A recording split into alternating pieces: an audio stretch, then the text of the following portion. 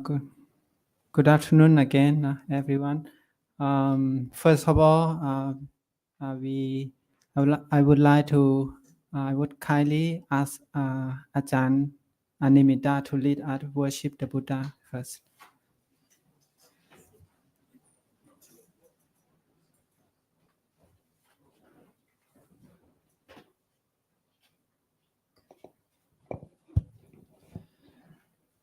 Arahant Sama Sambuddho Bhagava Bhutang Bhagavantang Abhivademi Swakhato Bhagavata Dhammo Dhamma Namasami Sobhatipanno Bhagavato Sāvaka Sangho Sangha Namami Namo tassa bhagavato arahato samma sambuddhassa. Namo tassa bhagavato arahato samma sambuddhassa. Namo tassa bhagavato arahato samma sambuddhassa.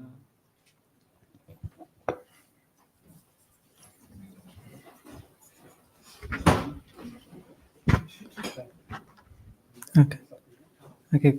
Good afternoon, venerable lecturers, and all of my Dhamma friends. Warm welcome to our proposal presentation program in the afternoon sections. So this afternoon we left around 7 people. So there are many very good topics left. So this afternoon also will be very excited, and our friend will deliver many rich and good knowledge for us. So without further ado, our first presenter, our first speaker today is Bhikkhuni Hong Di Nok Duyen. So please welcome Bhikkhuni.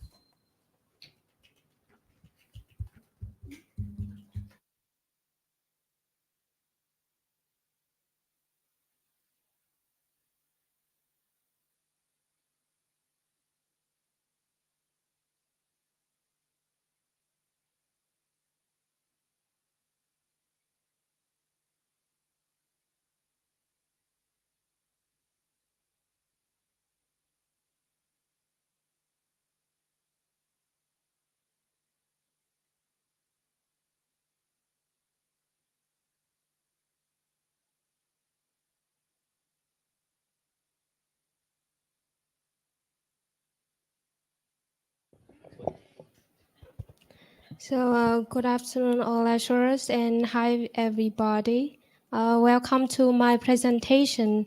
So first of all, I would like to express my gratitude and my deep appreciation to all lecturers and the audience for coming here today. And let me briefly introduce myself.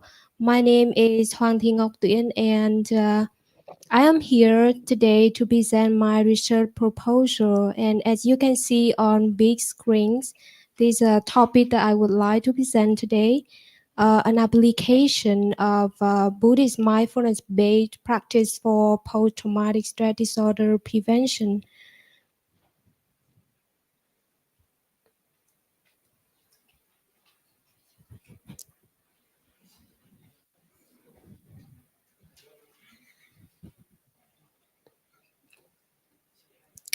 So to come up with a thesis topic is not easy at all. For me, I have a passion for understanding the complexities of the human mind. So when it came time to choose a thesis topic, I knew I wanted to explore the realm of mental disorder. And I also very lucky to have a chance to study with two guest lecturers. They are psychotherapists that Ajahn invited them to give some lectures on mental disorder. And I also had the opportunity to encounter with some foreigners who are dealing with PTSD. So listening to their stories, understanding the challenges they face, the symptoms that they experience and their self-method treatments. So those things just motivated me and inspired me to delve deeper into this area. And as a Buddhist learner and as a Buddhist practitioner, I find that Buddhist mindfulness-based practices can really benefit people who are grappling with traumatic stress disorder.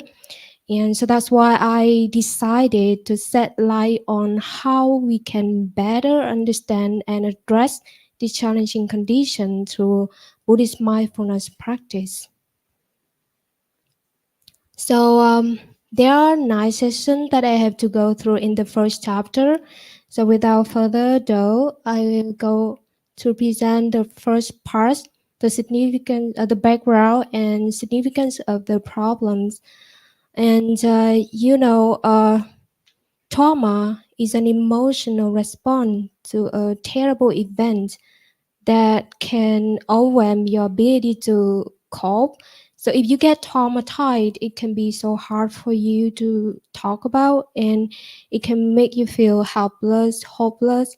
It can make you doubt about yourself, make it difficult to feel all your feelings and enjoy life that you used to.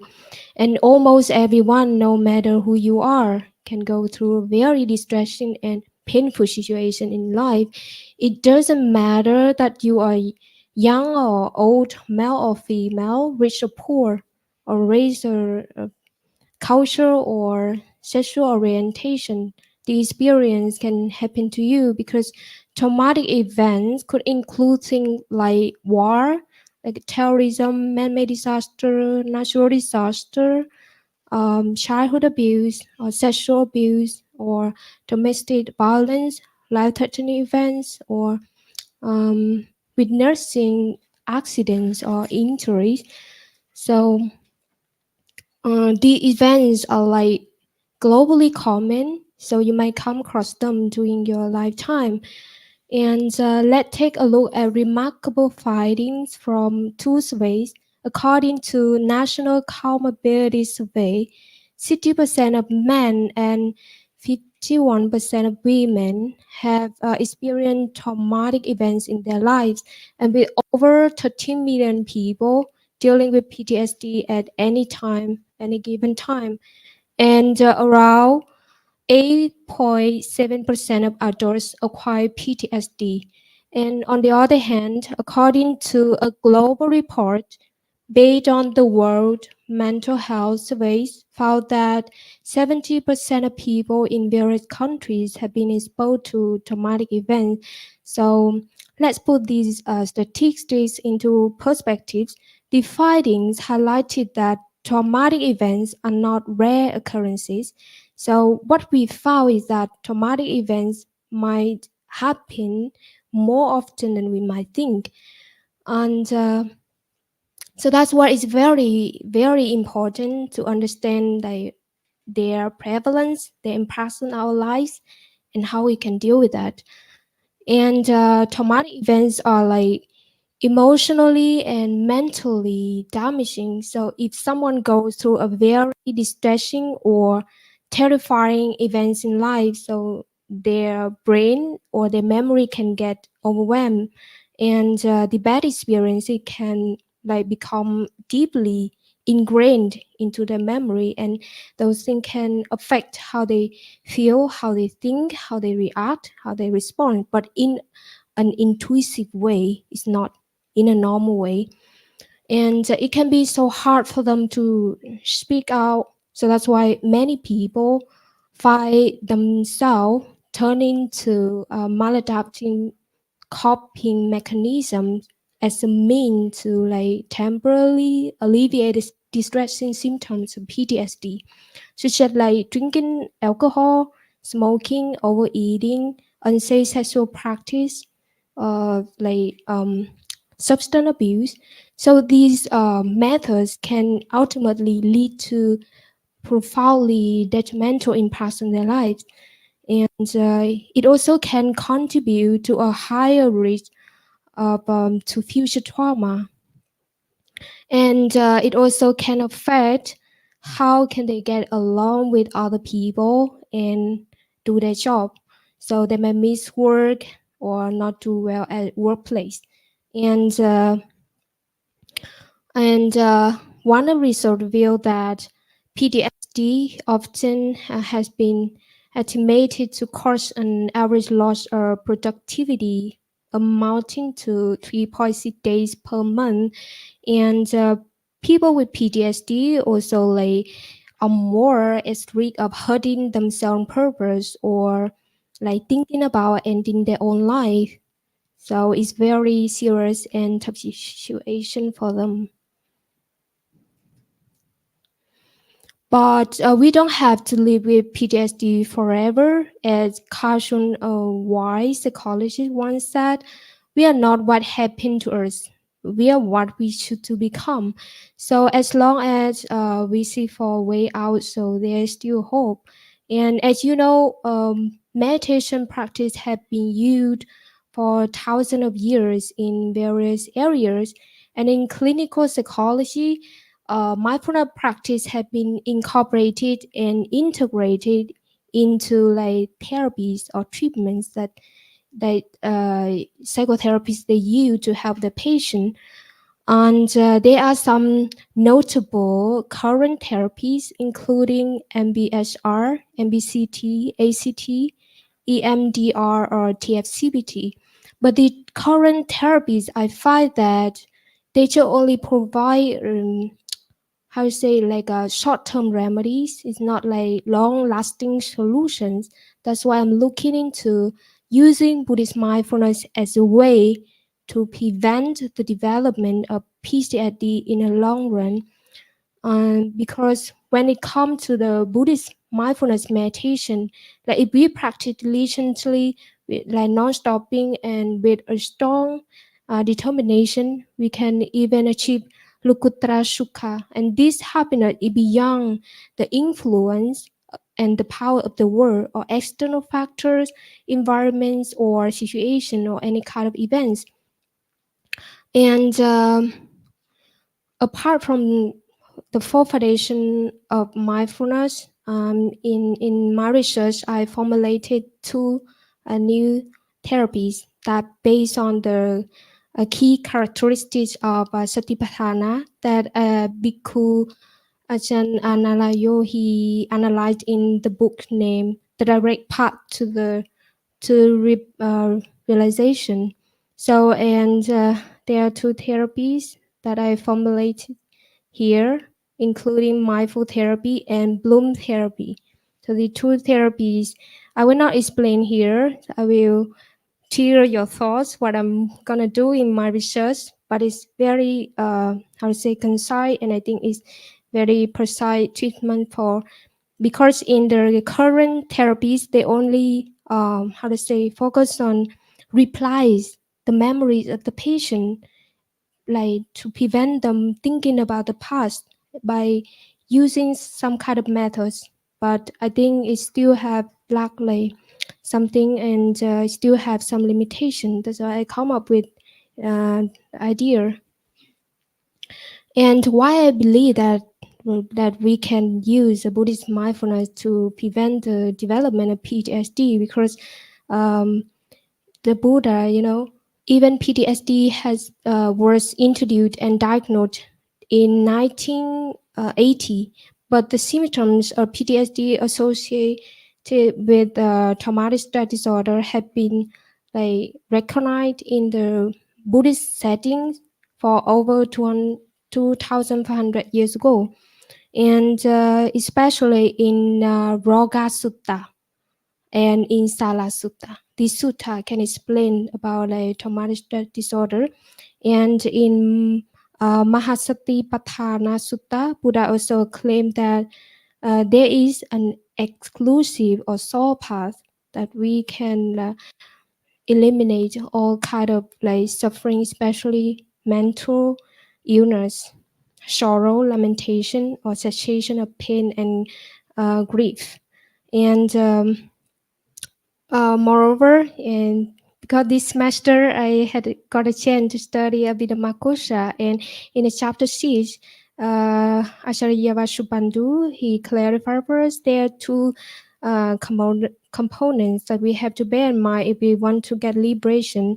So they are seeing the truth and practicing meditation. I will try to explore further about it, and that's why I use the different kind of ideas from different Buddhist tradition and try to tailor the meditation or mindfulness practice into a way that modern people, especially non-religious people and non-believers, they can use. So in my research, I have 3 primary objectives. Firstly, to examine the specific problematic situations and underlying causes that contribute to the development of post-traumatic stress disorder.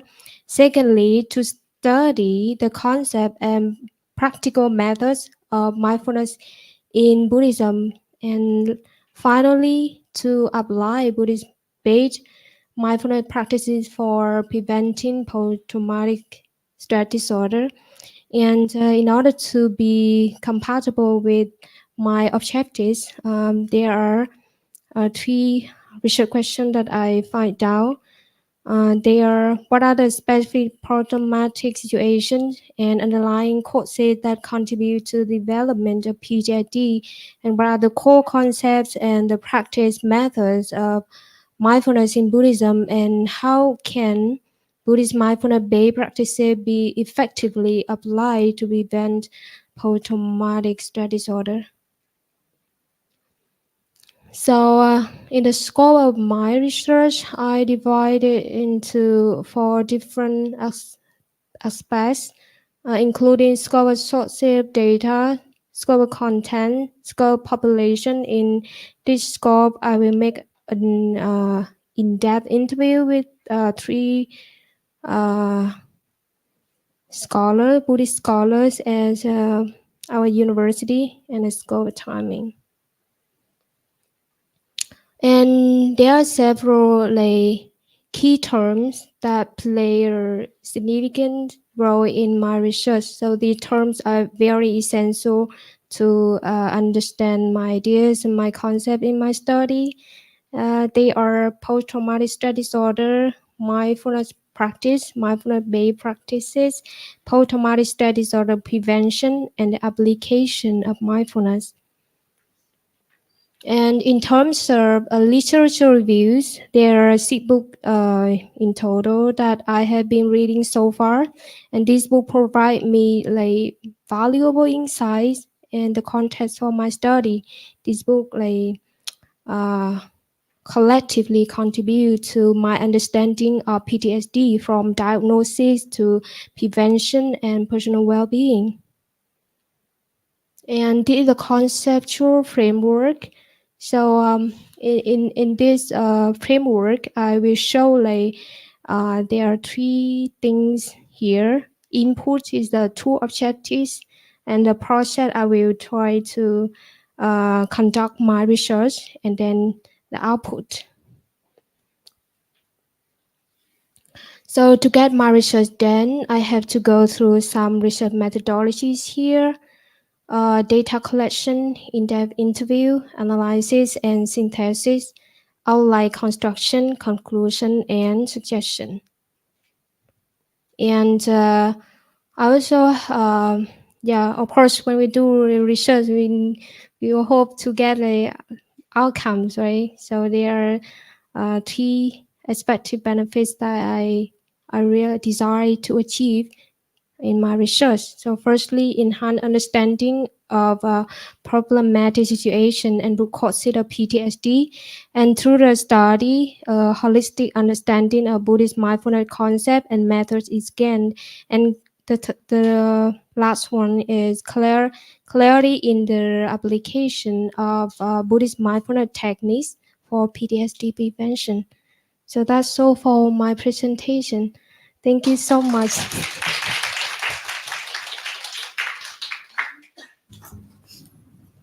Okay, thank you so much, Sister Hong Ting Duyang, for your well-prepared and articulate presentation.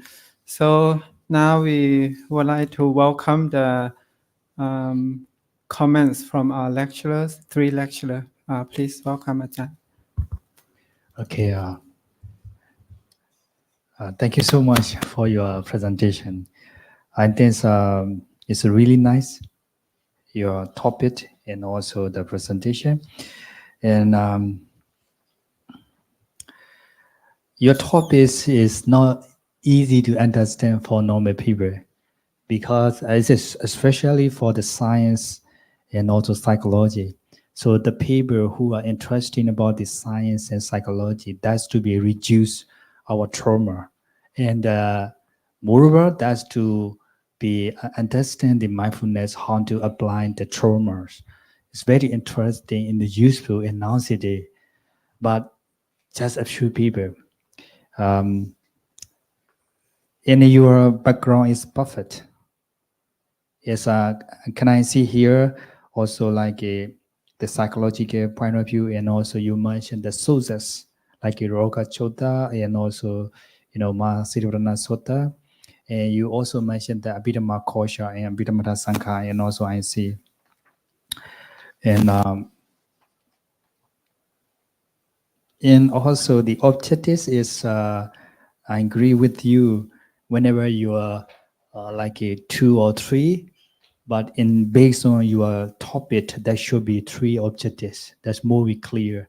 Yes. So, in the scope of the research, the scope of the software data, I have some suggestion for you.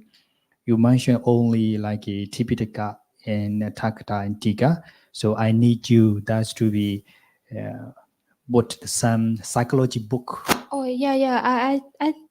I think that I put some. One book is very important here. Page number 5.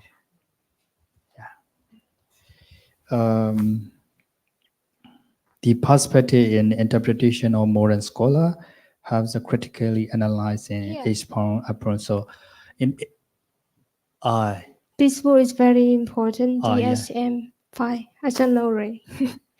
So in here I didn't see it, but it's Oh here. really? So in this paper it's not here. That's why I just comment for you. Yeah. I Okay. will put it later. Okay.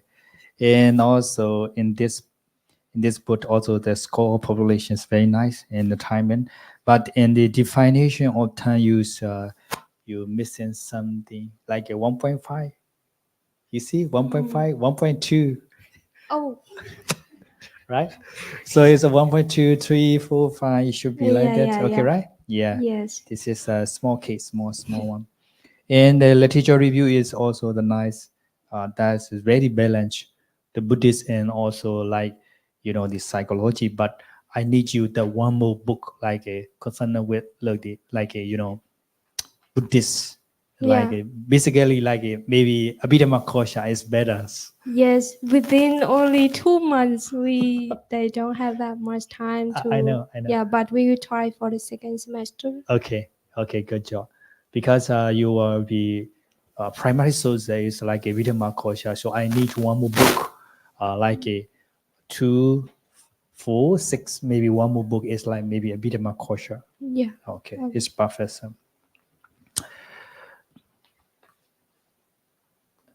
I think that's all from me. So thank you so much for your Thank you so presentation. much.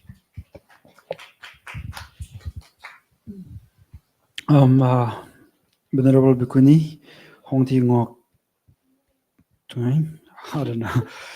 So, however, I really amazed. Even yesterday you show me your paper. You have submitted me, present your paper to me. I was really happy, and at the same time, I also really kind of wondering how did you learn all these things. So, to be very honest, this is really as Neminda said, it's really scientific.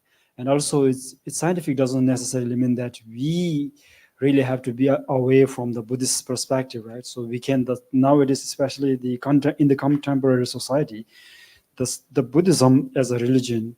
So we try our best to get along with the science.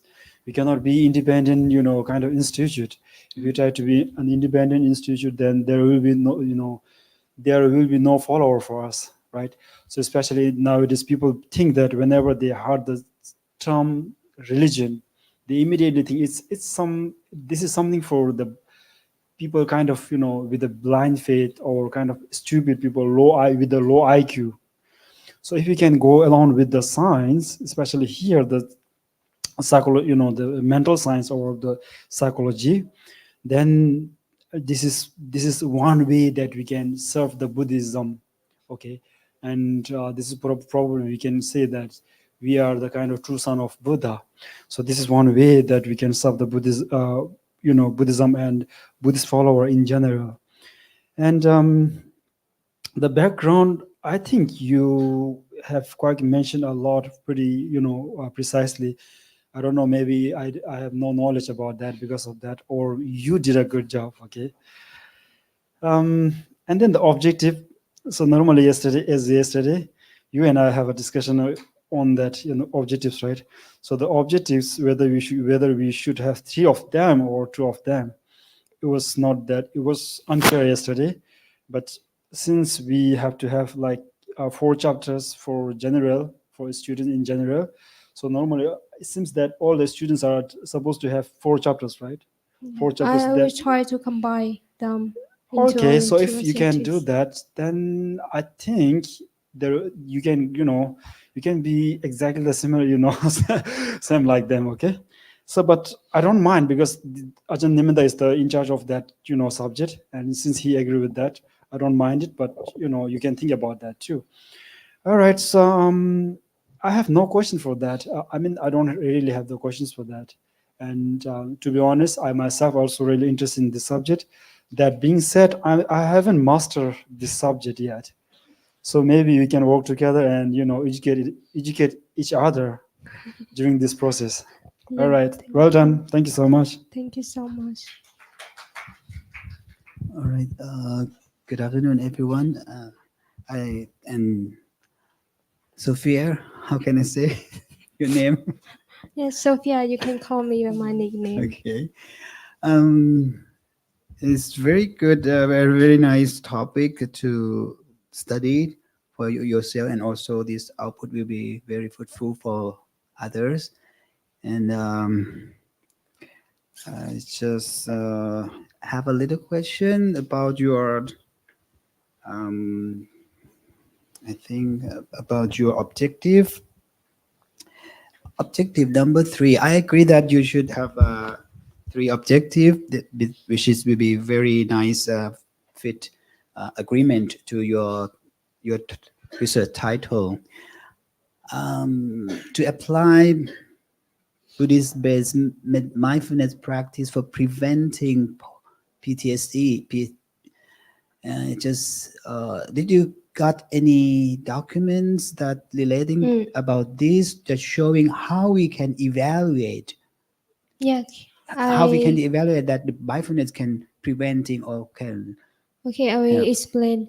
Yep. For example, after we expose to a traumatic event, so first we will not develop directly to the PTSD, but we will get like traumatic stress disorder first, and then after 3 weeks, during 3 weeks, we will develop to get to the level of acute stress disorder.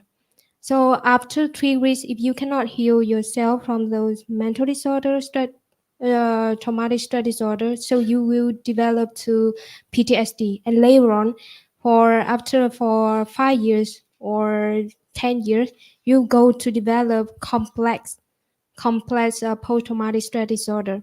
And the post-traumatic stress disorder is like categorized by re-experiencing. It means that you cannot fully engage in the present moment. So mindfulness can serve as an antidote to those things, because if you practice mindfulness, you can like be in the present moment, and it can help you to prevent yourself from slipping away from present moments. So that's why I like, how can I say, fully believe that mindfulness practice can really benefit people who are dealing with traumatic stress disorder, to prevent them from developing to post-traumatic stress disorder. Yes, or maybe we just like interview or asking some questionnaire Oh, what their stress is yes, I have lost some or people reduced. actually, they are from Canada. So I got communication with them many times about post-traumatic stress disorders. So they are actually my friends, and they also practice meditation, but it's not really deep. It's only like they got some knowledge from internet, and they also ask me like many questions related to mindfulness and meditation. That's why they really like motivated me to understand the symptoms and how we can use a Buddhist insights or wisdom to help people out there. And one more thing to give you suggestion, as this topic is really close to something like psychology and also psychiatry. Yeah. So maybe we have our subject Buddhism and brain. We invite that two doctors. Even one is a dentist, but she also know because they learn meditation as well. Uh, she can give you like the core advisor as well. If you like, you can let me know, and then I will invite them to join as co-advisor. And Yes. Dr. Pop and Dr. I forgot her name. We have Yeah. two lecturers, a special lecturer, right? Yes, I know them. We cannot receive such kindness from any others. Yes. So I really appreciate for your all like, suggestion and your comments on my paper. I will try to put my efforts into my writing. Thank you so much. Okay, thank you so much, Sister Hong Tin Ngoc Duen. And thank you, Ajahn, for the wonderful suggestions. And next presenter is Pikuni Ngui Anti Duha. So please welcome, Sister.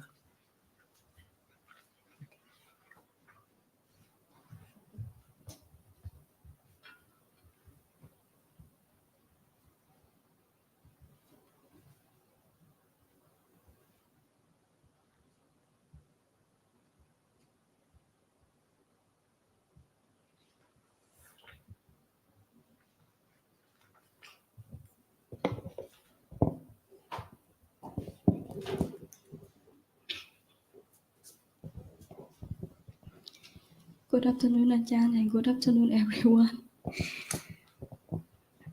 My name is Nguyễn Thị Thu Hà. I'm come from Vietnam. I feel storm very nervous.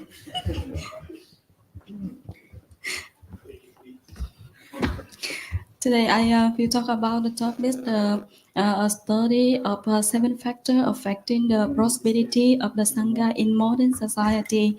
I chose the topic because it is close and useful in my life. As a member of the Sangha, I need to understand of the life in the Sangha in modern society and the challenge that the Sangha face.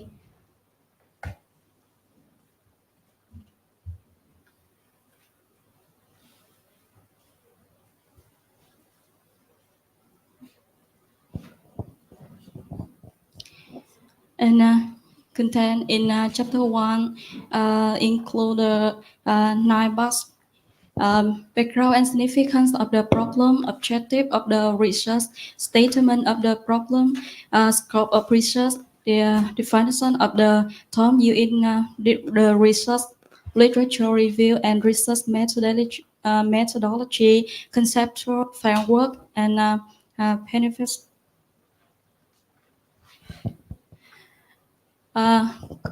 Coming with one by one background and significance of the problem, the establishment of the Buddhist monastic order by the Buddha were a significant contribution that First, made the philosophical landscape of ancient India, the monastic tradition has persisted to the present day due to the ethical conduct of its members who adhere to the seven factors of prosperity. The factor promotes inner purity and contribute to the strength and development of the Sangha.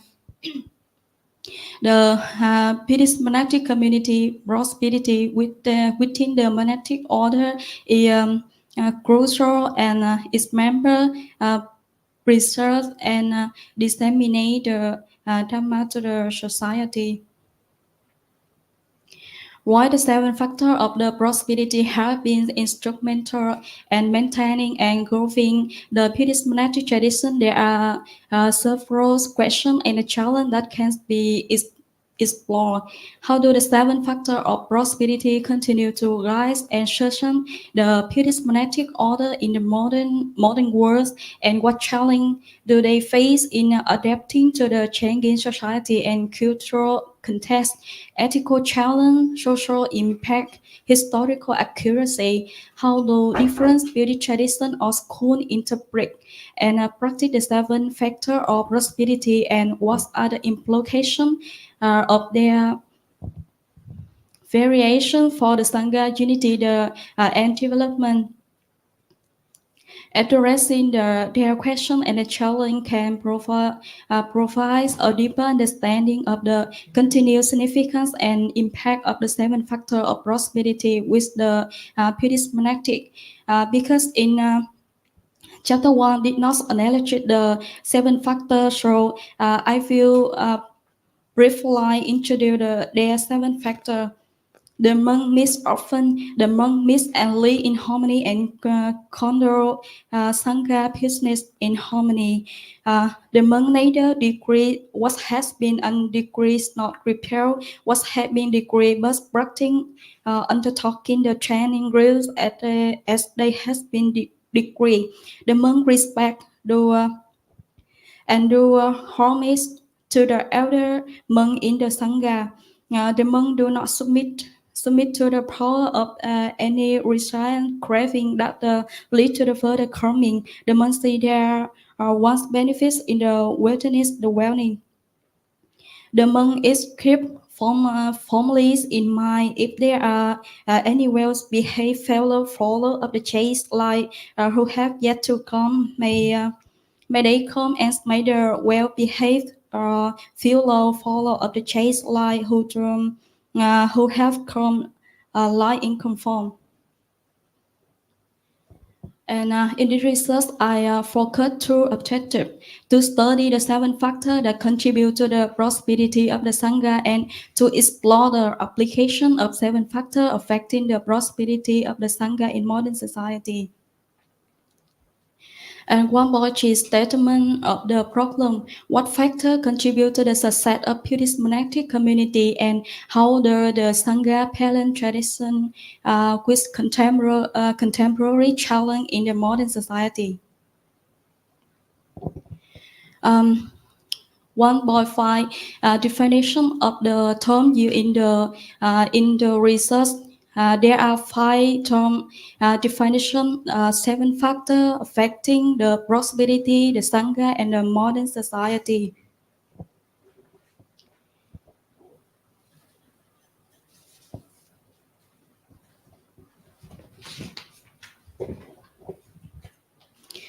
I will learn through the following 4 books: the teachings of Buddha and what the Buddha taught, and Sangha of Buddha time, the Buddha teaching on the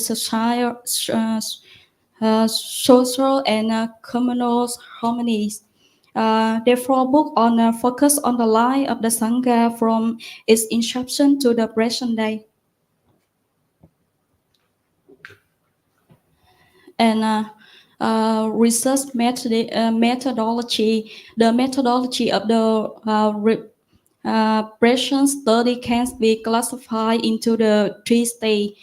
Collect the data in Siddhanta Pitaka and its commentary, and put counseling with the Sangha, organizing and analyzing the collect material, formulating conclusion and identify significant research and area for further research.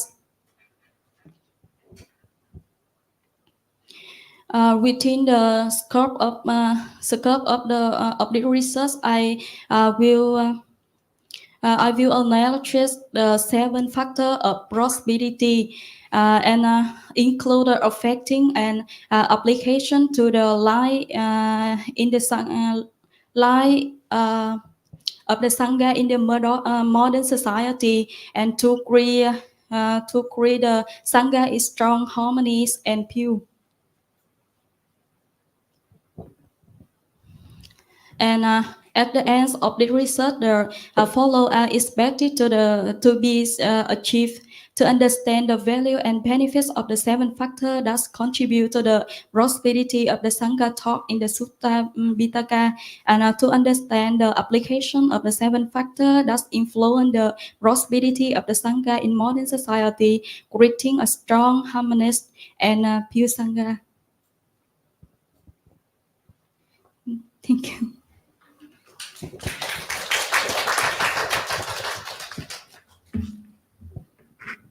Okay, thank you so much, Sister Nguyen Duha, for your wonderful presentation.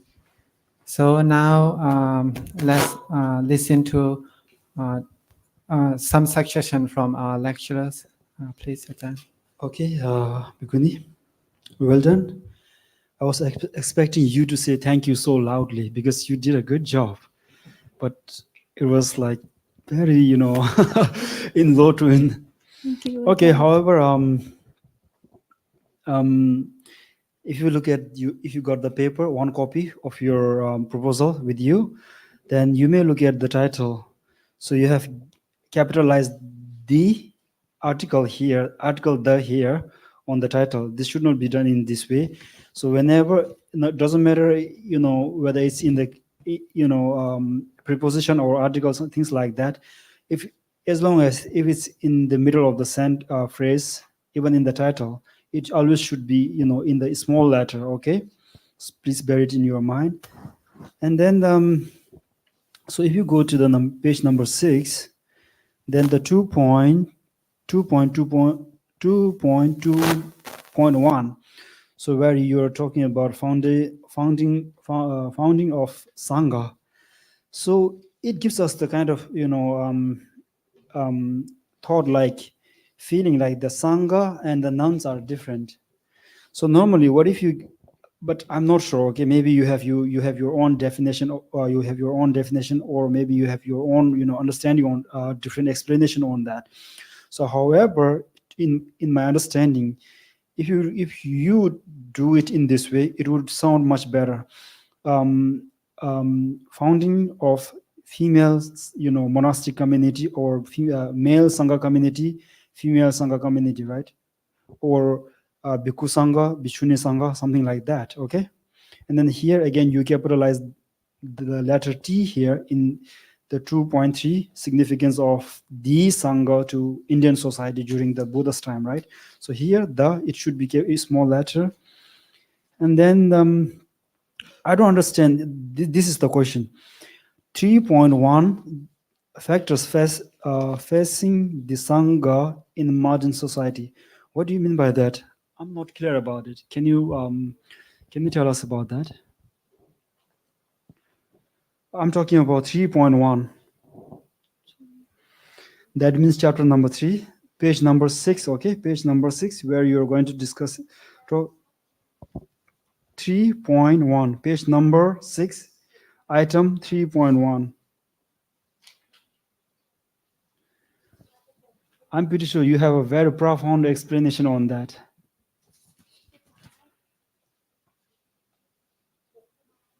Okay.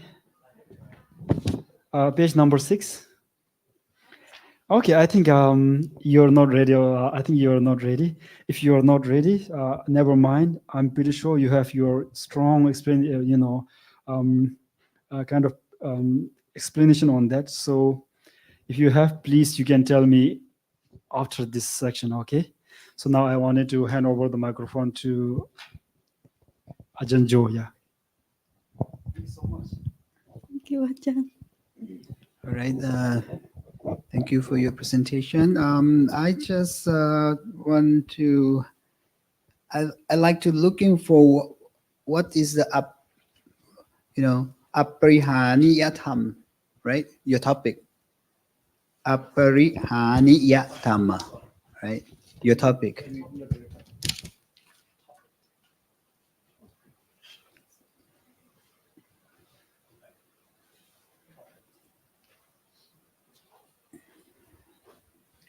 Your topic. And the meaning of aprihaniyatham in English is seven factor affecting aprihaniyatham.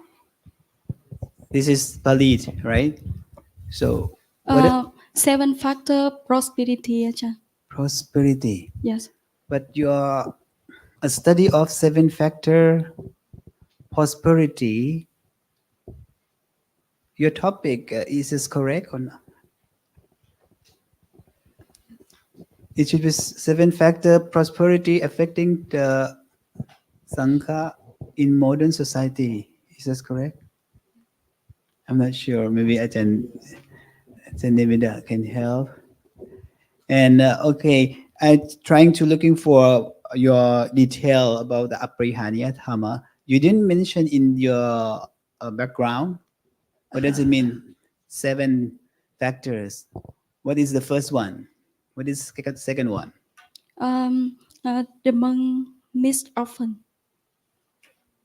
The first one is. So I want to. Can you show me what is composed of this dhamma? Seven factors. Seven factor have Anguttara Nikaya, Majjhima Nikaya, and Mahabari Nibbana. No, I mean, no, I mean aprihaniya dhamma 7. What is the seven factors prosperity?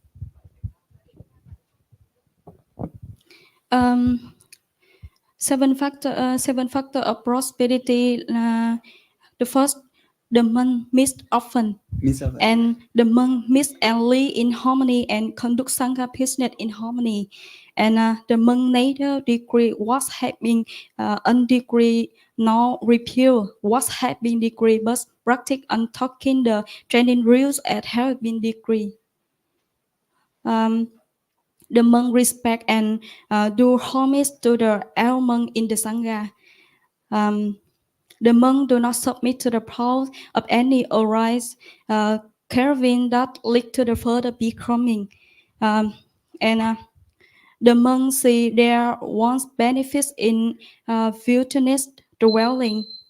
And the monk is kept firmly in mind if there are any well-behaved failing follower of the chaste life who have yet to come, may they come, and may the well-behaved fellow follower of the chaste life who have come lie in comfort.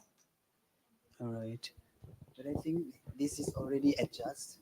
It's not corresponding to the. Maybe Ajahn Neminda can help. Yeah, because this is not corresponding. Maybe Ajahn Neminda, please. Thank you so much, Vikuni. I also a lot of things that's to be. First of all, I would like to know your topic. That's to be clear about the flow plan. Why you want to study about the aprihaniya dhamma?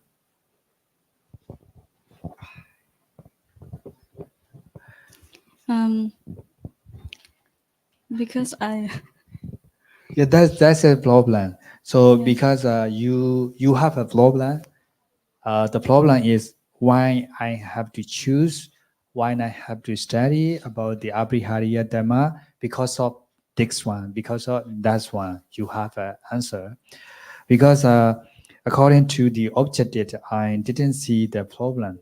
It's me the research problem. If you want to write the research paper, you have a research problem. Why you want to study? I see your topic. It does. Ajahn, I chose this topic because during the Buddha time, when society not developed, in line of the line in the sangha very easy. So when a society so very development and the line of the sangha and enough material. So I think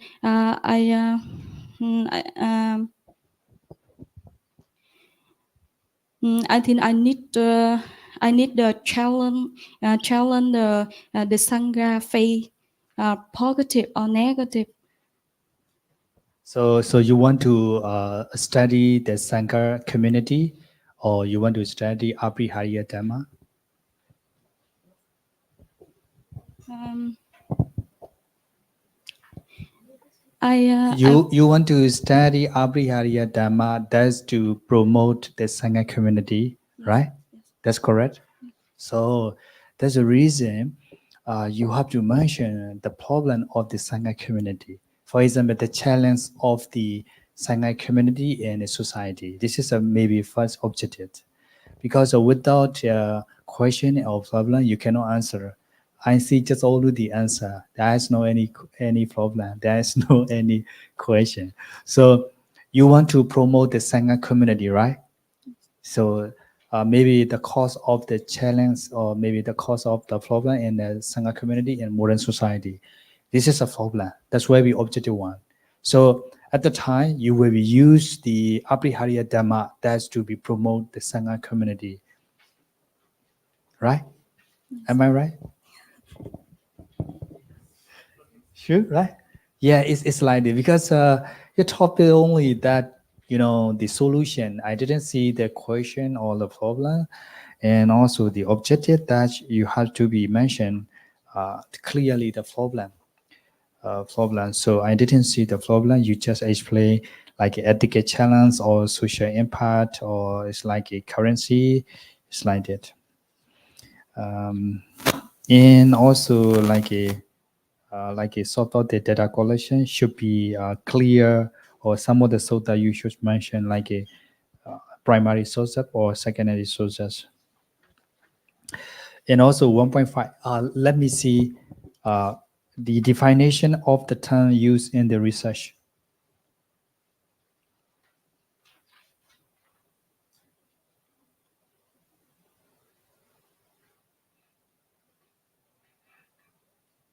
Yeah, so it's not complete. It's not complete. Definition of the 10U is mean 7 feather. 7D is not enough. You have to more explain what are they, and how to be promote the Sangha community. And efficiency is mean like impact, right? You explain about the positive and negative aspect. So what is the positive and what is the negative? You have to be exactly mentioned, because there's a lot of things. So if you want to mention that, you should be impact of the Sangha community is like that. That's way be better for you. And the prosperity also that maybe successful, and also like a grow of the Sangha. What is the successful? Like inner peace or outer peace, and also unity or coexistence and harmony that you have to explain more. So it's not complete. Okay, you have to more explain.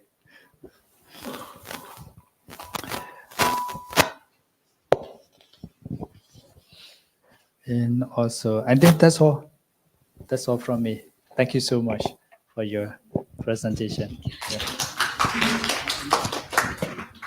Thank you so much, Sis Pikuni Mui and Duha, and thank you for the comments.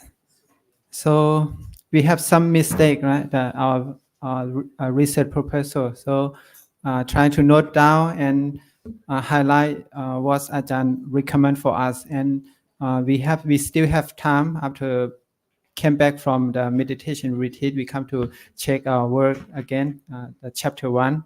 So And Ajahn also will, all of the lecturer also will work with us closely, and we can do research more and fix our writing and continue fixing and our work. So next presenter, I would like to welcome Mr. Deja Daniel Meja, so to present his topic.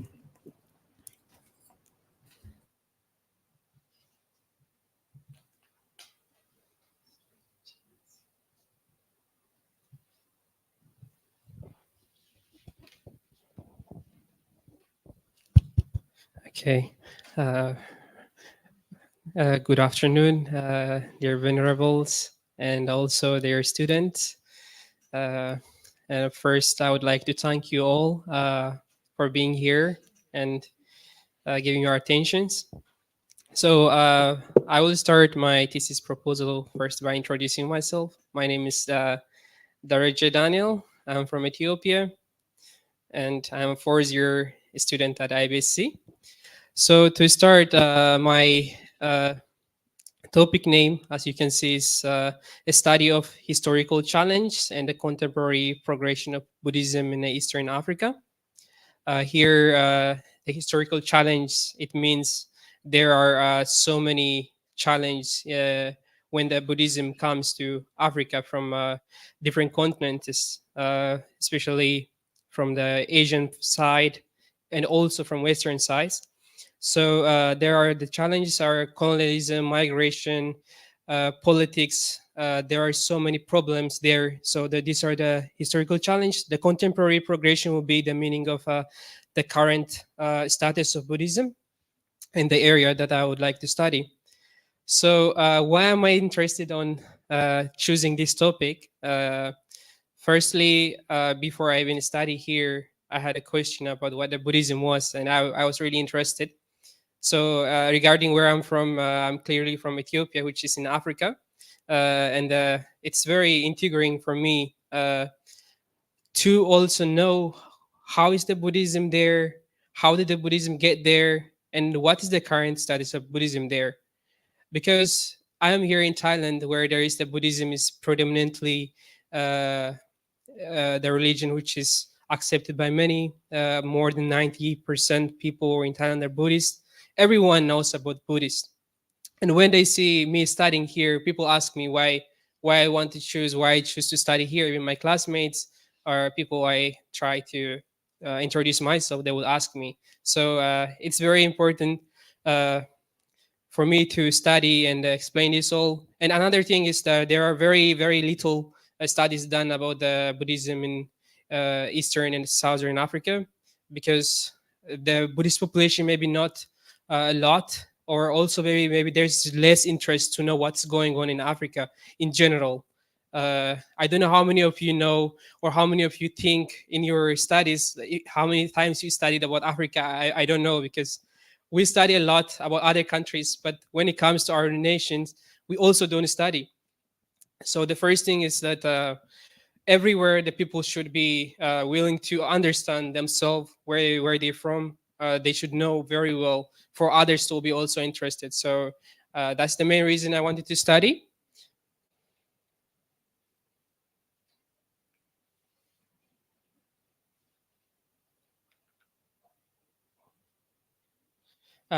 So this proposal is the chapter 1 of my thesis submission. It will be there will be introduction. The introduction part will have 8.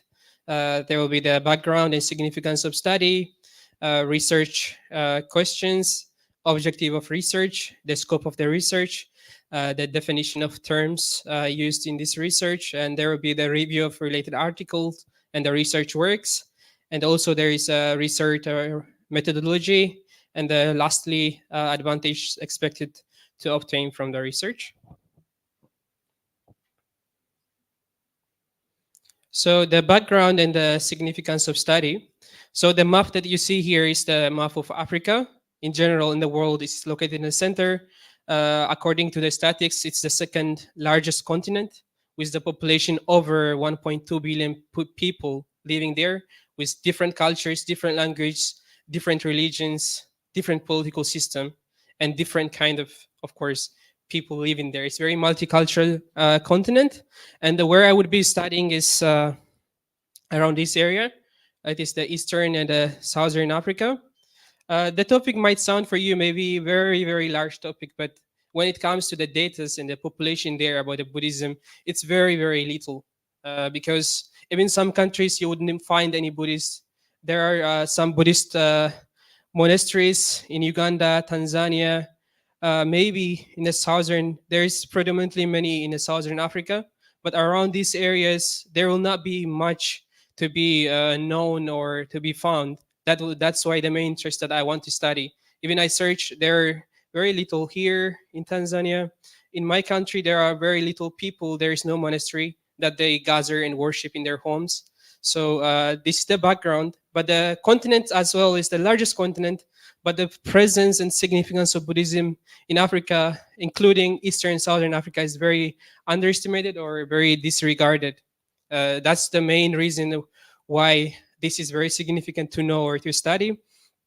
And the history can be traced back when we talk about Buddhism, there were a lot of migrants actually from Asian side, from Sri Lanka, from India, that migrated during the colonialism period into Africa, that they settled in Kenya, they settled in Tanzania, in the Southern Africa, where there was a trade between different nations. So this brings a lot of migrant Asians to the country, and they bring their own religions, and they start to building up the religion in the country. So this really like the Asian migrants, colonialists, missionaries in the later century. This is after I think 19th century. There was some missionaries very interested to bring the Buddhism to the country, and the current status of Buddhism is really affected by different things. Mainly, I think there is not really much peace there. There's many times war, violences, so people don't really go to study or don't really be interested to study about Buddhism, which is very like less than 1% of the population. Another reasons can be geographical, linguistic problems, ethnic, religious, political barriers or opportunities. And also there are some challenges and opportunities to the Buddhists living in the country. One is maybe the social stigma, discrimination, violence, educational problems, development, and the environmental issues. So what are the main significance of this study? If this study completed, and I hope it will fill some gap in existing literature of Buddhism in Africa. It will contribute for people who would like to read or to know. And also it will provide a comprehensive and a balanced overview of Buddhism in Eastern and Southern Africa. And it will also investigate the opportunities that's faced in the region by the people and how they cope with them. And it will also contribute to the academic field of studies about the Buddhist studies or African studies. It will also offer insight to practitioners, educators who would like to know about the Buddhism there. So I have 3 research questions that I come up with to study to my topic. The first one is, how did Buddhism spread to Eastern and Southern Africa? The second one is, how did Buddhism adapt to local cultures, belief system, and social contexts in Eastern Africa, Eastern and Southern Africa? Then the third one is, what is the current state of Buddhism in Eastern and Southern Africa? Maybe I wouldn't be able to finish all these 3 in this at this stage, in this level, but I want to keep doing this research, because especially to know about the current state of Buddhism there, I would have to deeply go into there by myself or with other group to see like what is the state really there, to know and to understand. So this will be more into the next, if I do my master thesis, that I would also include this state. So there are the objective. The next part is the objective. The objective will be 3 as well. The first one is to study how Buddhism spread to Eastern and Southern Africa. The second one is to study how Buddhism adapted to local cultures, belief systems, and social context in Eastern and Southern Africa, and to study the current state of Buddhism in Eastern and Southern Africa. So when we come to the scope of the research, there will be three scopes. The first one is the scope of content, then will be the scope of variables, and the scope of population. The scope of content will be mixed method, which will include primary sources and secondary sources. I would really use a lot of documenting method as well from the secondary sources. If I have, this will be the historical records, the literature reviews, surveys, interviews, observation, and the case studies. In a case study, I would really want to bring a lot of Buddhist leaders, practitioners, social scholars, and activists that I would find, and also to do the case study in the monastery, the Ugandan Buddhist monastery, which is also getting very known and doing a lot of work in the country. I would also do the case study in the Tanzanian Buddhist monastery, which is the oldest one, which has been founded by the Sri Lankan migrants in the area. They're still doing a lot of work, and there will be other different case studies. The second part is the scope of variable. The scope variable will examine the number and the percentage of Buddhists and the Buddhist adherents in the country around Eastern and Southern Africa. The scope variable will also use the demographic characters like age, gender, ethnicity, education, income, because all this influence how the people would accept or the Buddhism, especially education, because the Buddhist concepts are not easy to understand for people that really not educated well. They're like, especially knowing about, like, for example, what is dependent co-arising.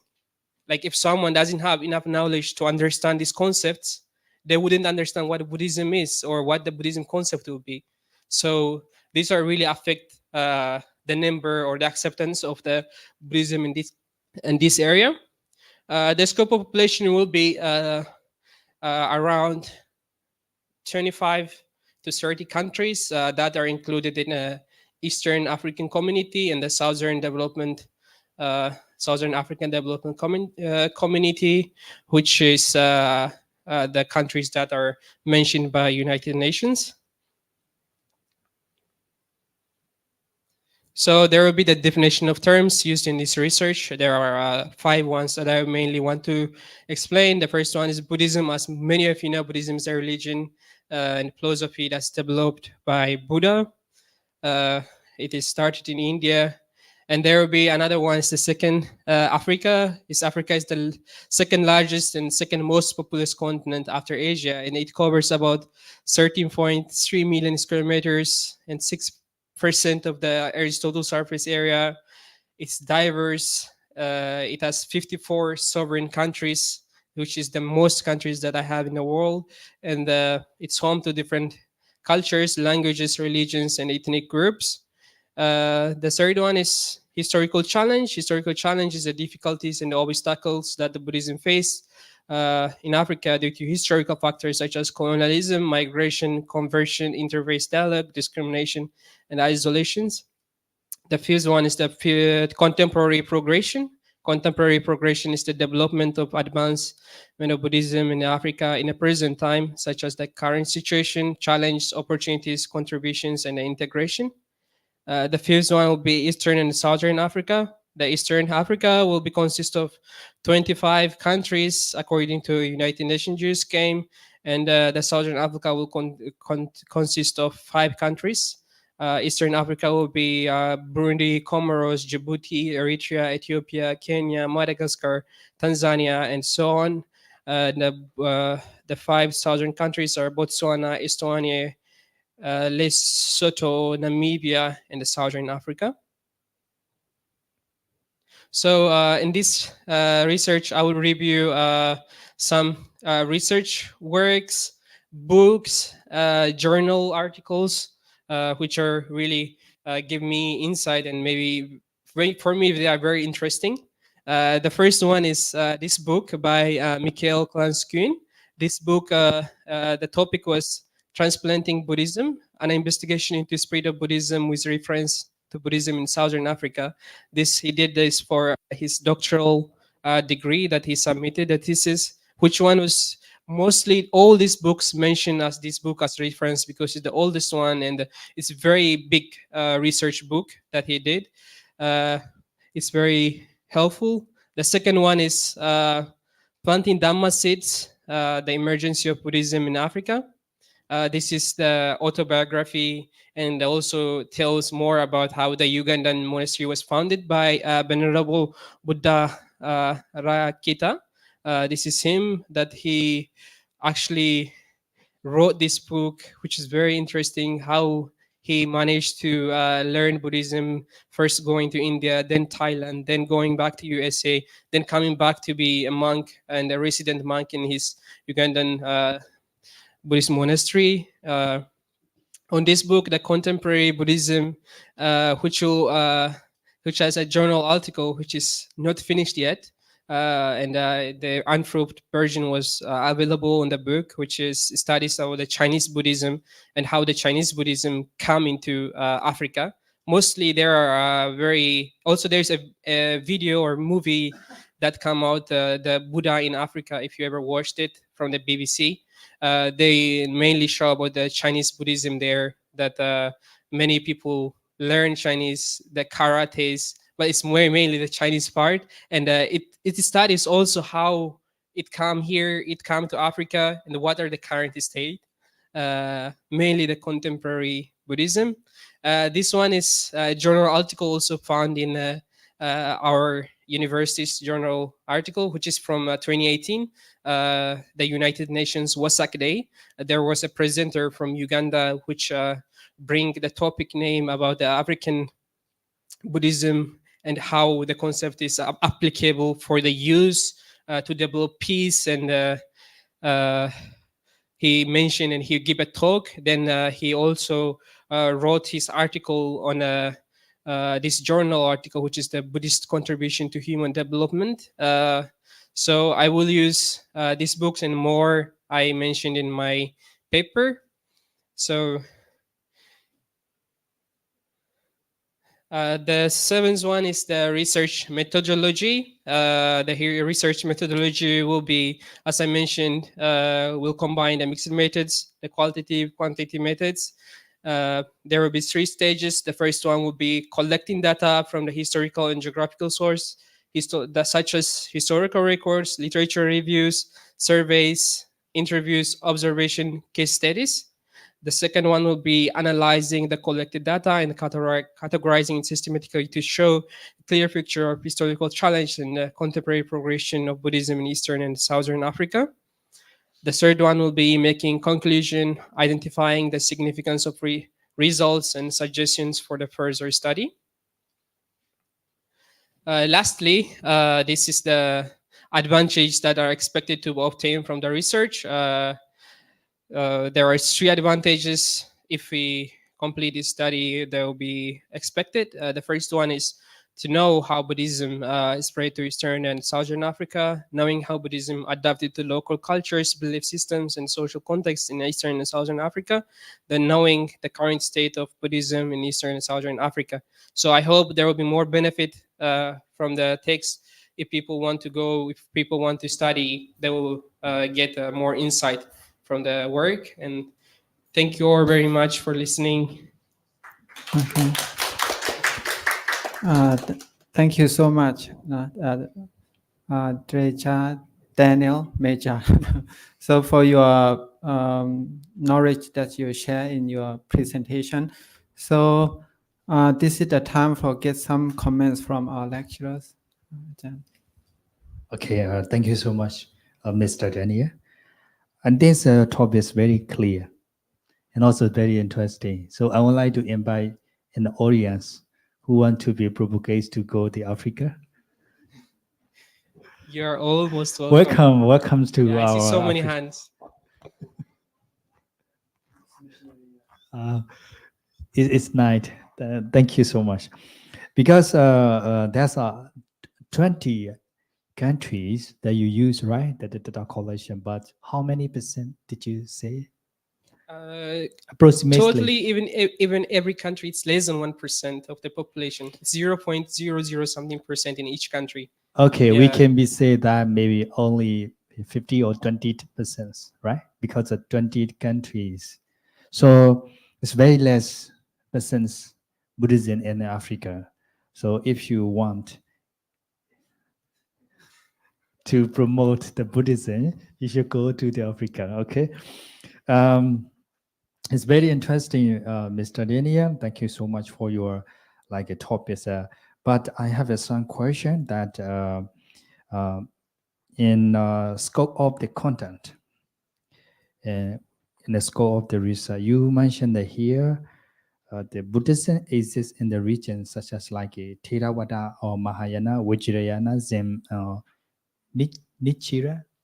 Yeah, these are the oldest Buddhist types. There is not only one. There are different Buddhism types, mainly the Theravada, Mahayana, Vajrayana, and other practices which are related to Buddhism.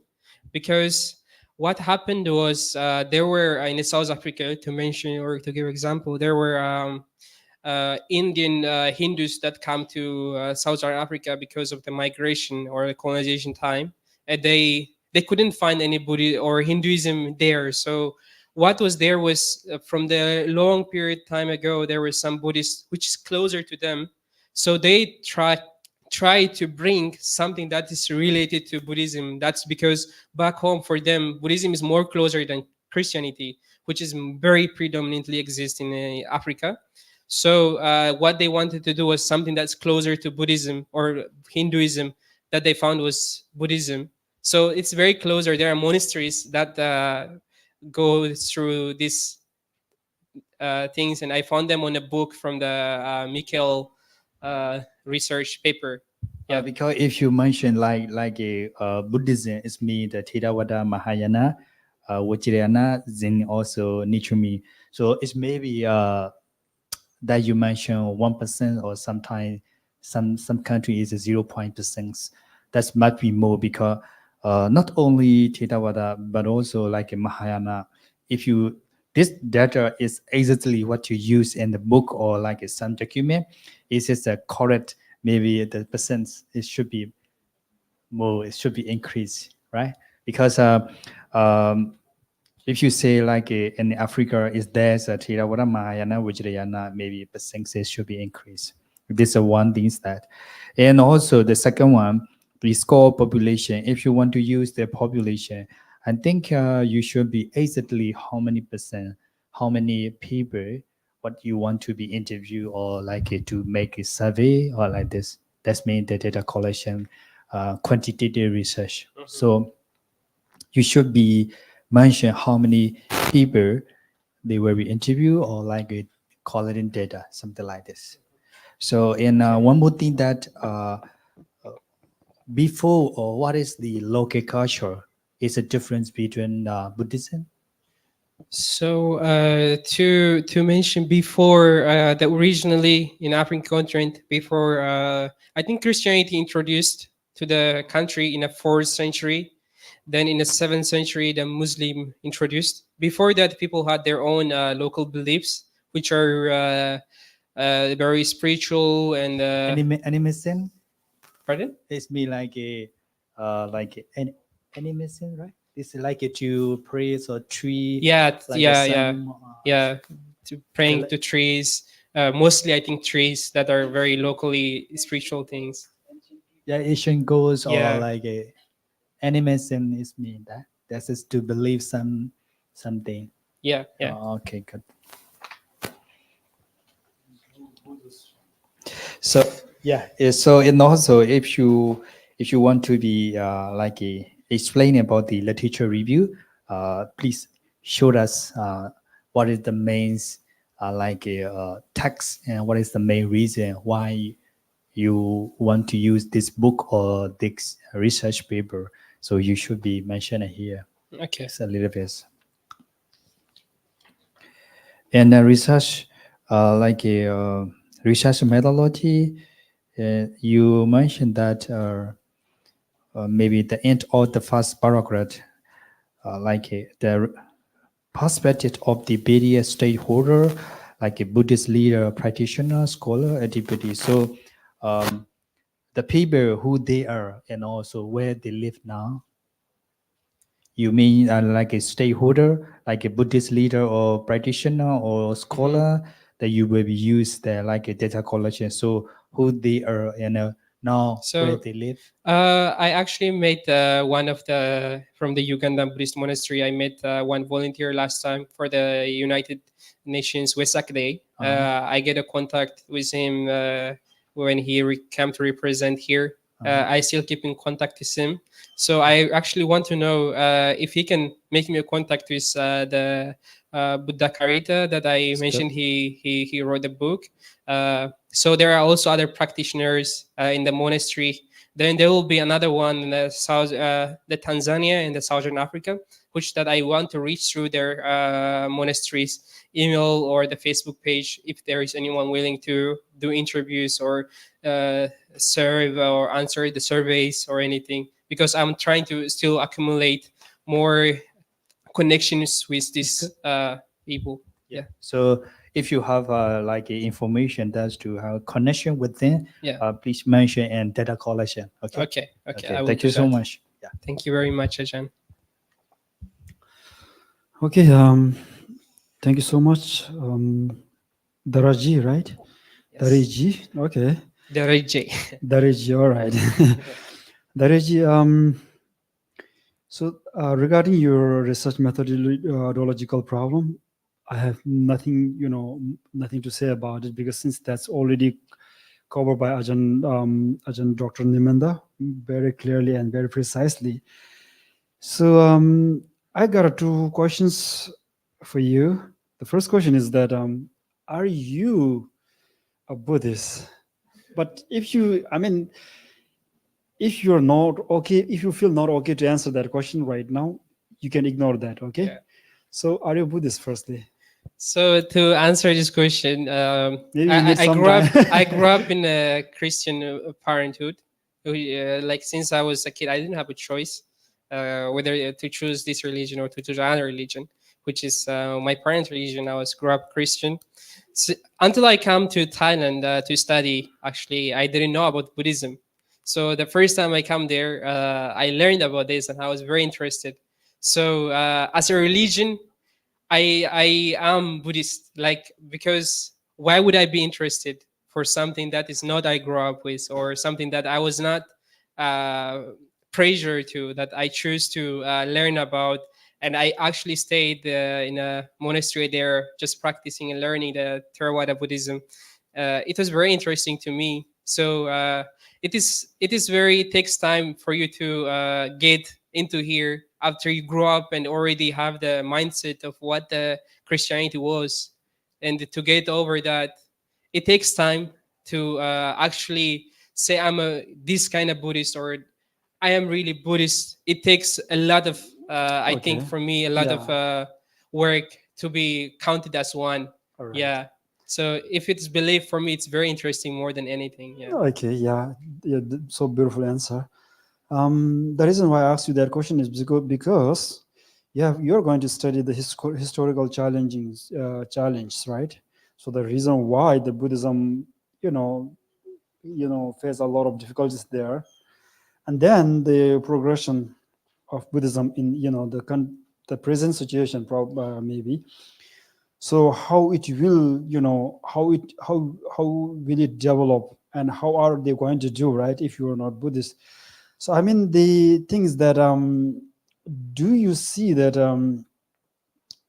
actually I have a lot of questions to ask you, but obviously all the questions cannot be answered right now. Because to be honest, I have a kind of sub-zero knowledge about African continent and their culture and their religion. Yeah. So that's why my mind is at the moment full of questions. So the among which among those questions, that one thing that I wanted to ask is that do you really see that the the African people, is there any kind of possibility, especially your country, Kenya, right? No, Ethiopia. Oh, sorry, Ethiopia. Sorry, especially in Ethiopia, do you see there's kind of sort of like opportunity for Buddhism to, if it's not already been established, to establish? If there has been already established, then further way to develop. Yes, Yeah, I that's can only- say yeah. simply to answer yes, 100%. There is a lot of opportunity because one reason is that the Buddhism can help the whole continent is by spreading the peace, learning how to be in a peace with yourself, with your community, because there are a lot of violence, there is a lot of war, unrest, there is a lot of, how do you say, uh, also very less education, division between people. Even the same group of people have a division with themselves, because if you actually learn, study, know about Buddhism, you wouldn't focus on the problem of others. You don't want to fight with others. You would make peace with others. So this is the solution that I think the whole continent needs at this moment, if you really want to change. Because there is a religion, there are so many religions there, didn't help anything at all. As you can see, there is every country, I think there is very unrest everywhere. There is so many problems everywhere. Politically, there's corruption. The leaders are very corrupt, which is very not moral according to Buddhism or any other religion. It's not morally acceptable to be that. And people, how do you say, people don't practice mindfulness, don't practice any kind of precepts that the Buddhism teaches. If even just simply teaching them how to live according to the 10 principles or the 10 basic precepts, I think there will be a lot of change. So bringing this knowledge will give a lot of insights for people to change and to see a life that's really good to live along. Yeah. All right, so yeah, and that got me second question, my third question, in fact. Sorry, I think I'm gonna end at my third question. Okay. All right. My third question is that is yeah, you have already mentioned that there are many indigenous, I mean the migrant people who brought their religion with them, and then established there, right? For example, Hinduism, and then maybe there's some kind of mix up tradition, like between neither Hindu nor Buddhist, but kind of combination religion, sort of pretty much like that. And then is there like indigenous people who already indigenous people, African people, who are still who are practicing the Buddhism? Yeah. So to answer this question, first thing I would like to give insight about is the Buddhism, current state of the Buddhism there is mostly from the Western country. The Buddhism or the concept of teachings are there because originally what the migrants bring the religion was not accepted or very hard to translate, especially the language, the Pali language, which many of the Africans do not speak. So there are little resources. So the Western already translate them to English. So the people from the Western countries and also the African diasporas that live in the Western countries, because Buddhism more went or accepted by many Western countries, and there are at least many monasteries, different kind of monasteries in every Western countries. So these Buddhists mostly come back to Africa to spread the Buddhism. So it is mainly not the Asian type of Buddhism or the real Buddhism, but the Western adapted Buddhism. So they just come to present, which is already translated, and also many times been preached to other Western people. So to mention there are indigenous people, yes, of course, you can see these people here. These I'm are talking about your country, not Uganda. my country, yes, because I can't find any monastery in my country at the moment. One main reason is that the government prohibits other religions to build a monastery. Like legally, they prevent them from owning a land. They allow only Christians, Muslims, and some other Jewish to build a monastery. Legally, they don't provide them a land. That's why there are very few people who gather. There are Ethiopians, not the migrants. There are not a lot of migrants in Ethiopia because Ethiopia was never colonized. So there were no migrations during the colonization period to Ethiopia. So the people there are learn from like so many Chinese workers coming to the country, and also there is no missionaries. I think they learn, especially the people live in the capital. They maybe they have exposure to traveling to other countries and knowing about this to study. Maybe they come back and they gather together when they found. Yeah. Okay, thank you very much. I hope we can send some missionary to your country to spread the to promote the Buddhism. Yeah. Okay. Thank you very much, Ajahn. Very interesting questions. Okay. Maybe I just have a quick question with so many lists down here. Actually, at first, after you study this, maybe we can invite you just as a lecturer for new subject, Buddhism in Africa, right? So we have Buddhism in Thailand, Buddhism in Southeast Asia, but maybe this subject is very interesting. And why South, East and South, right? Why Yeah. not North and West? Or you have just only two parts of region in your country?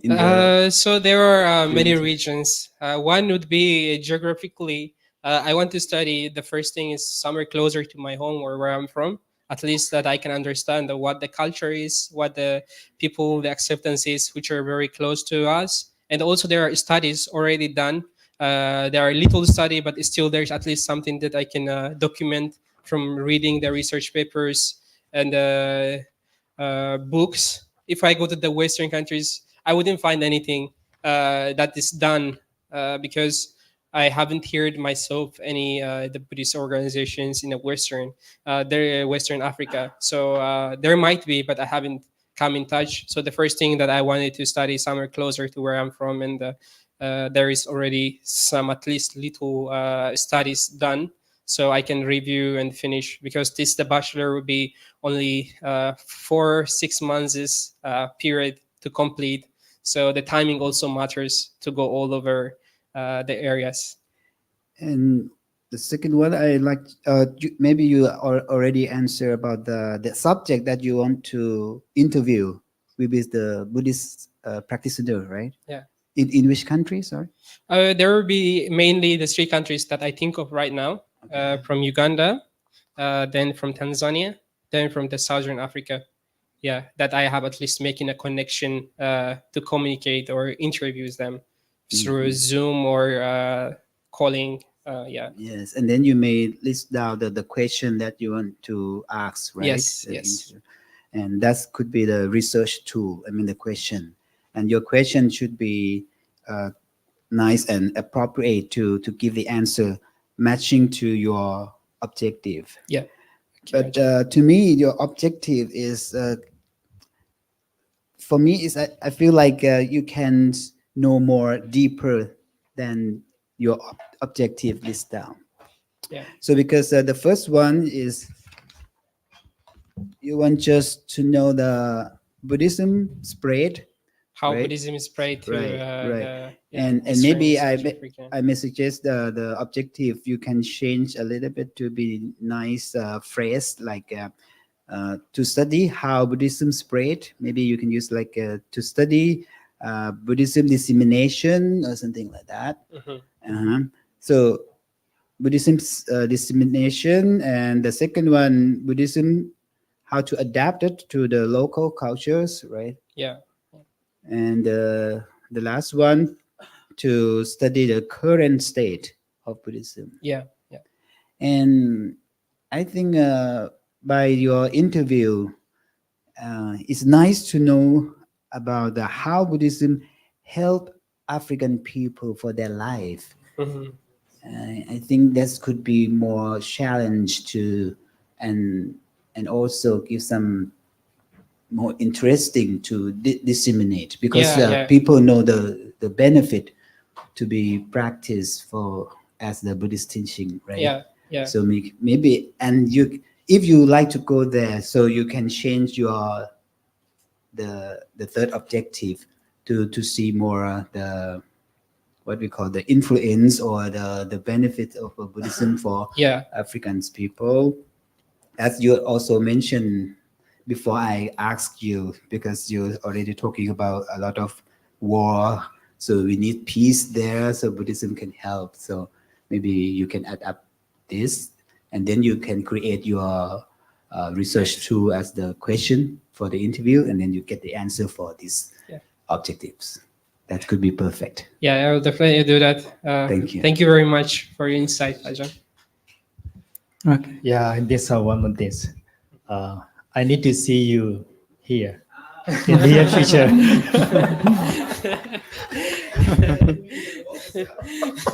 And, We will be over, of course. It's very We hope you may here. And you answered that, Ajahn, we can. Your government is not allowed to be any temple or monastery. So how they are survives? So, of course, people have their own choice. There's a democracy, at least in the name of democracy. There's a freedom of religion that you can choose. Even they limit in the constitution that they don't offer the land or give another religion, new religions to come and open the monasteries. There is a freedom of religion that you can gather anywhere.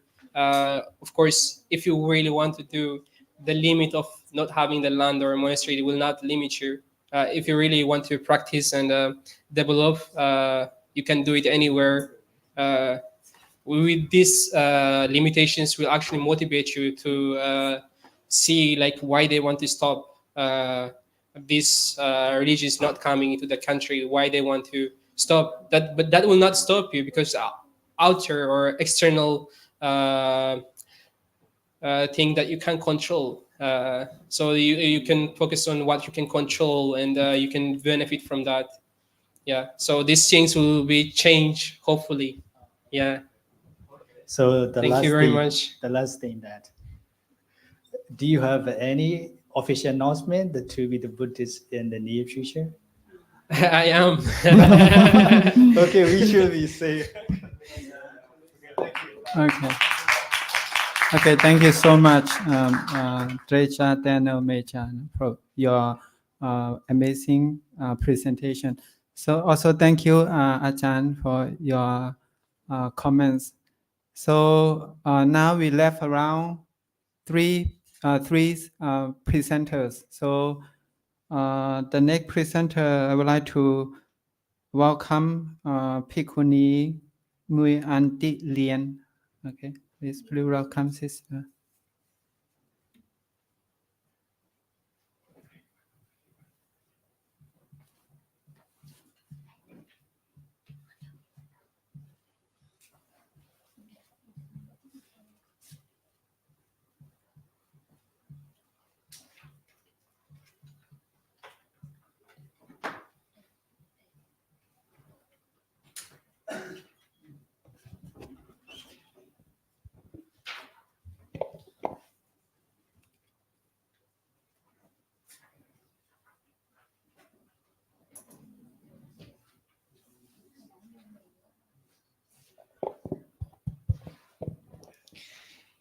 Good afternoon to all Ajahn and everyone. First, I want to request on lecturer in here, and I'm happy to stand in here in front of four presenters and today. You can see in the screen. My thesis is on application of Buddhist livelihood for child trafficking in society. Okay.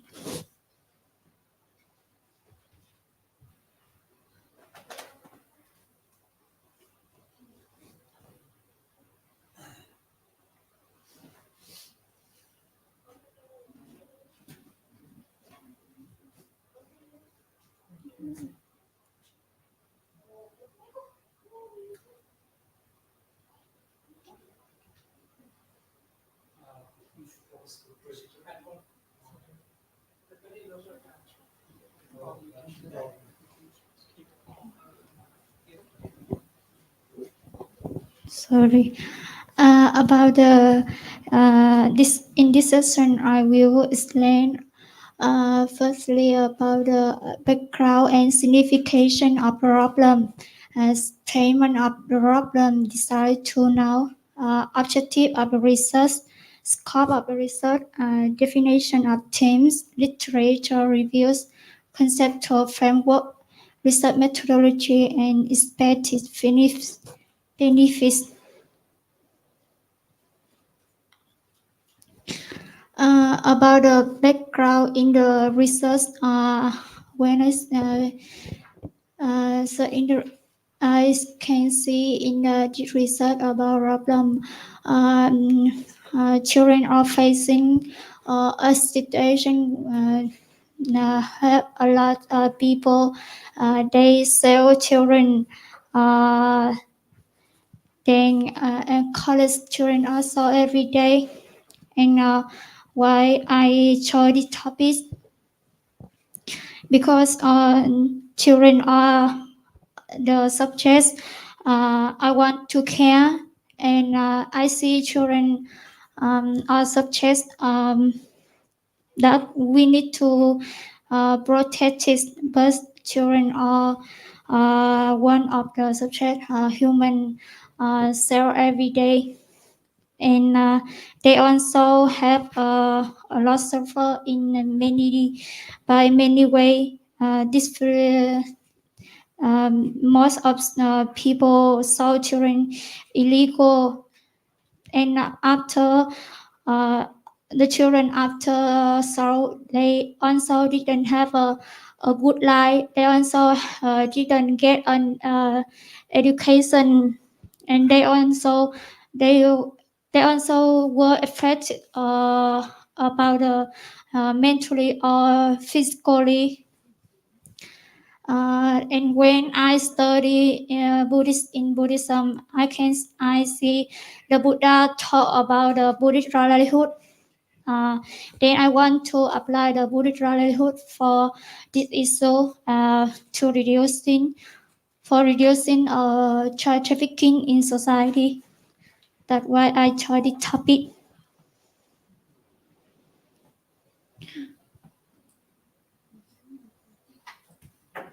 And also have two objectives of research. The first objective is to understand the child trafficking and its cause, and the second objective is to apply Buddhist livelihood for reducing child trafficking.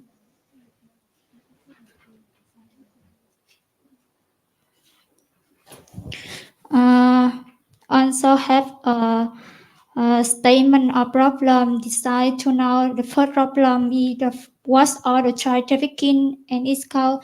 Then the second problem is to how to apply Buddhist livelihood for reducing child trafficking.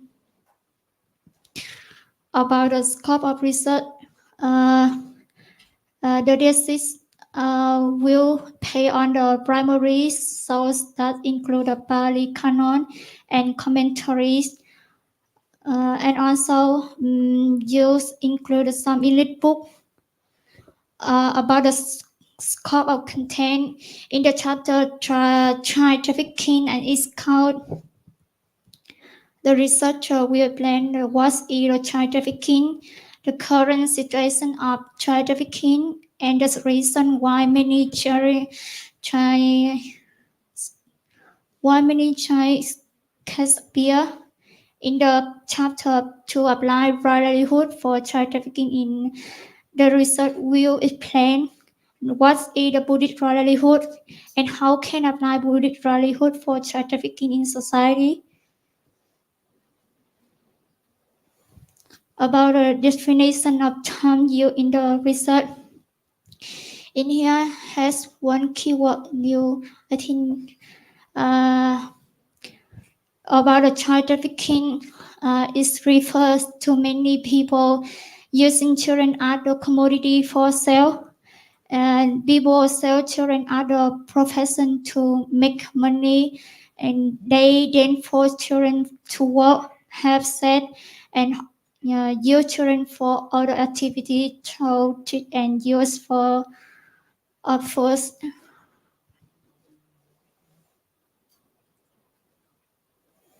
And this in here 3 book I searched and you in this research about the conceptual framework.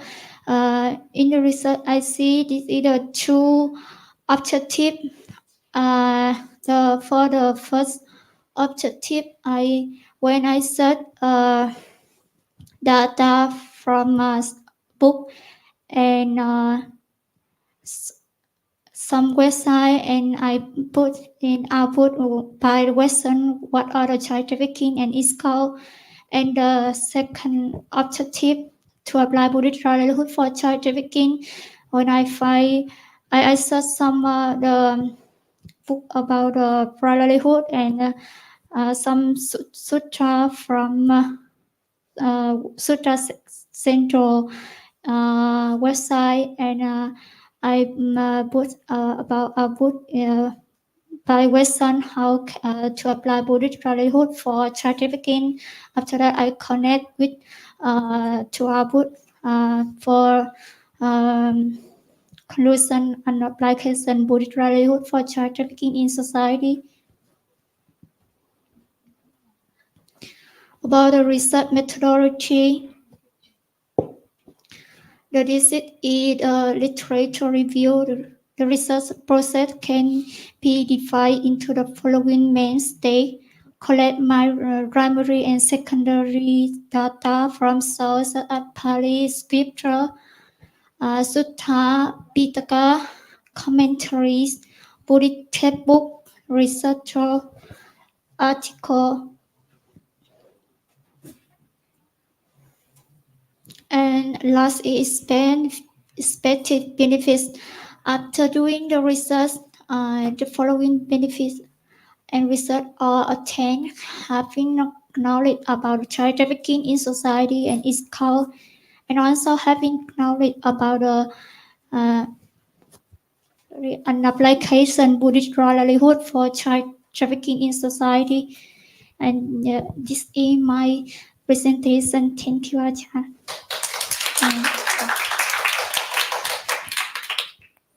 Okay, thank you so much, Pikuni Nguyen and Tị Lien, Nguyen Tị Lien. So now welcome the comments from our lecturers. Yeah.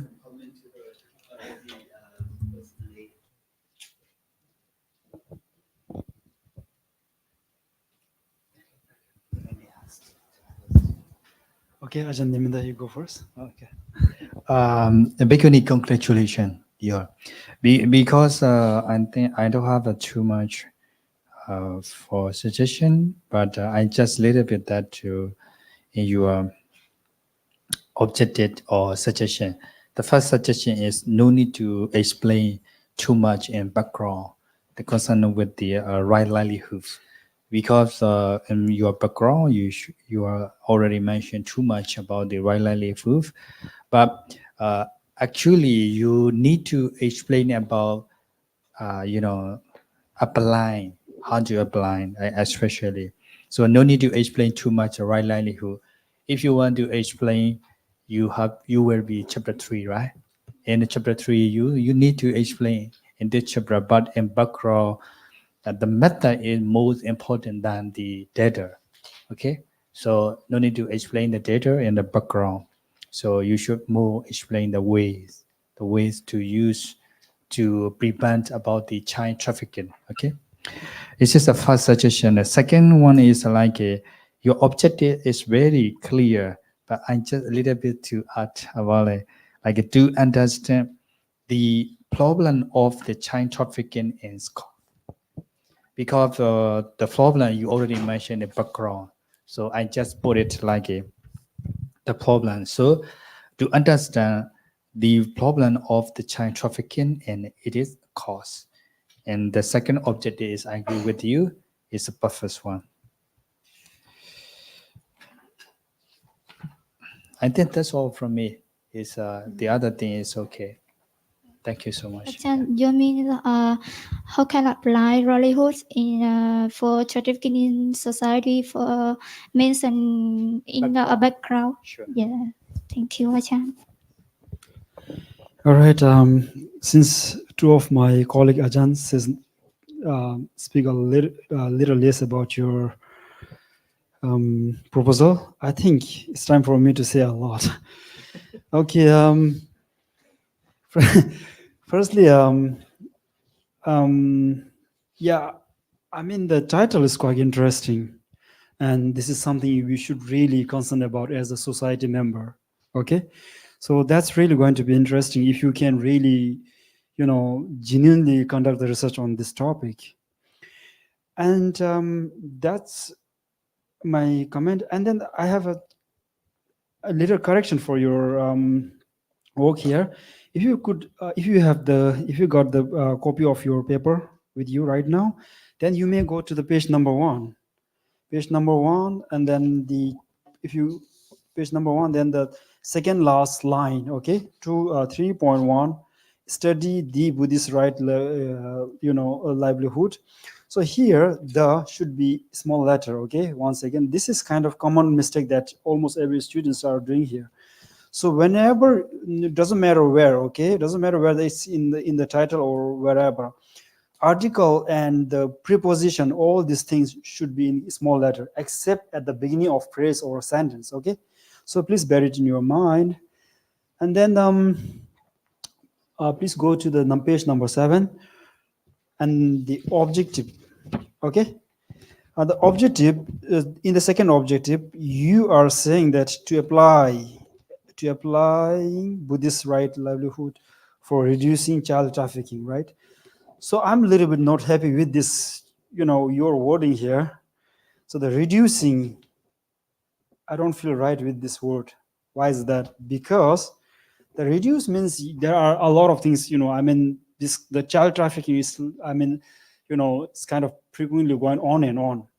So reduce means that you don't like that amount, but you just wanted to reduce at some degree or some number. So that doesn't mean that you are not going, that doesn't, it means that you are not going to stop that or eliminate that. You don't want to get rid of that kind of this, this kind of activities from the society.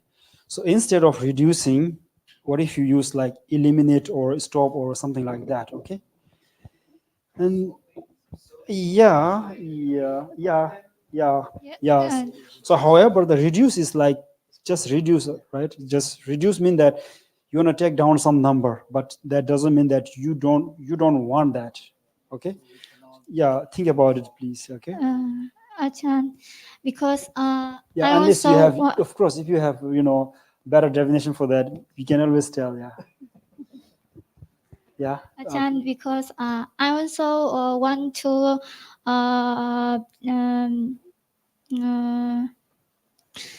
stop about a problem about child trafficking. First, I see this problem will happen every day. Mm-hmm. That's why we should Reduce, right? reduce. Cannot stop. Even I want to stop, but yeah, but that's for sure. That's for sure. But we cannot stop, right? We cannot make every society happy. But we will not say, I want to increase a little bit. I want to increase a little bit degree of happiness. We will not say that. But you should aim, and we should say that as if you are going to do it. Okay.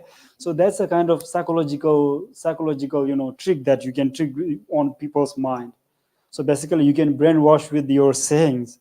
Okay, we don't need this. We are going to stop this from today onward. And then people will think, oh yes, it's not good. If you aim at 100%, there is no way that you will achieve that. But if you aim at 50%, there's also no way that you will achieve that, that number. So the thing is that it doesn't matter, whether you can achieve or not, but the trick is that you have to, you better aim at that point. So I'm completely okay with that. If you just want to say, okay, that number is quite large, but let's decrease some. And then once you are level at somewhere like 30% or that, then just carry on, okay? All right, and then can you just go to one of your slides where you're talking about the books or something? I find, Buddhism for where you use a book. The cover page says that the Buddhism for, this one. Okay, what do you mean by that? I mean, what does the title says? Yeah, that this one, the one with the Buddha's face.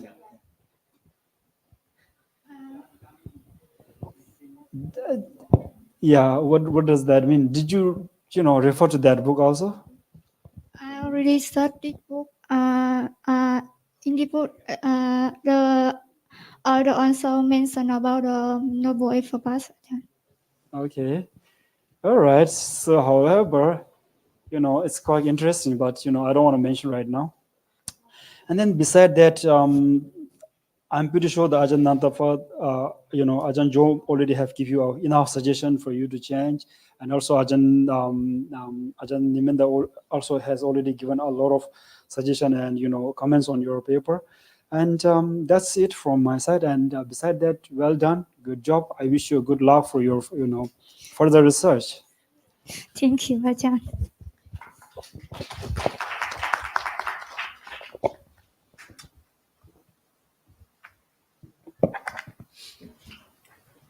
Okay, thank you so much for the suggestions. Next presenter, I would like to welcome Paku Pawana Jantakun to present about his topic. Please welcome Paku. Hi.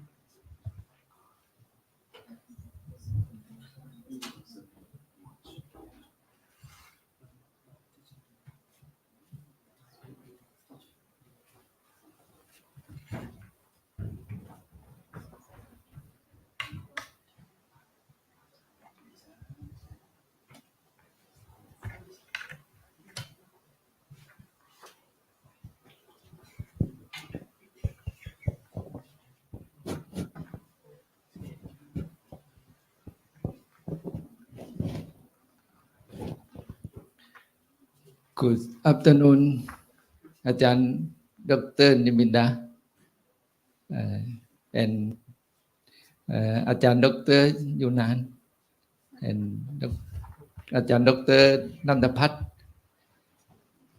And good afternoon, everybody. My name is Prakupana Chantakun. Presentation, thesis or research. Topic: a study of the concept of the right mindfulness, Sammasati, in Theravada Buddhism. In study meditation, important practice student equation,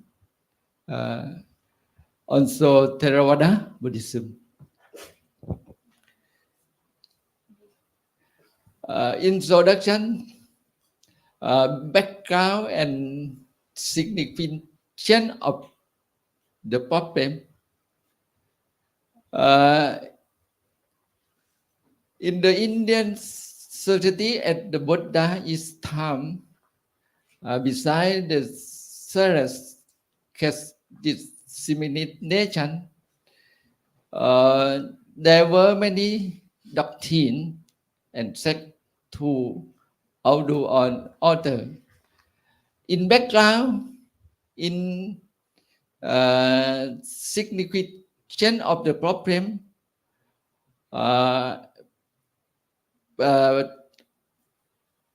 Buddhism practice about philosophy and theory and practice that time, and many people every thing, every time in practice. In Theravada Buddhism, in concept of samadhi, of sammasati, is presenting insight into nature of reality defined as knowledge. When five unopened disciple understanding suffering, the organ origin of suffering, the causation of suffering, and two way leading to the cessation of suffering. This is background. The Buddha teaching is based on understanding without understanding. We are practice vipassana in Buddhism.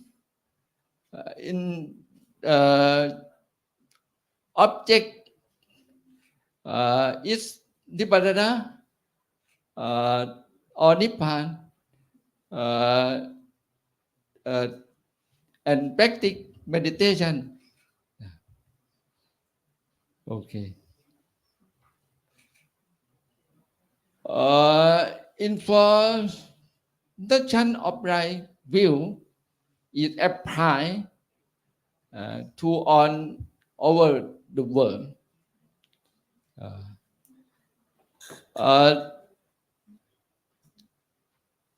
Background, get suffering and find the way. But practice meditation or this thesis or research meditation of Buddhism apply is to our daily life.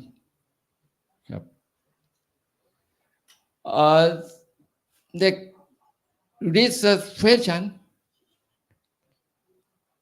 what is the concept of Sammasati in Theravada Buddhism?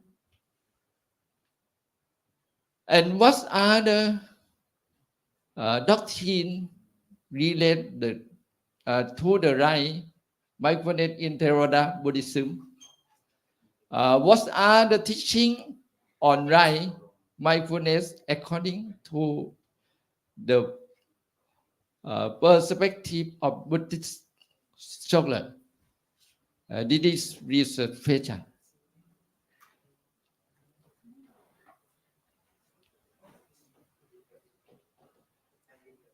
The objective of the research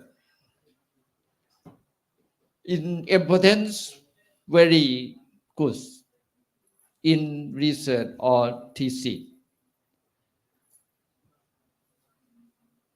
To study the concept of right mindfulness in Theravada Buddhism, and to study doctrine related to the right mindfulness in Theravada Buddhism,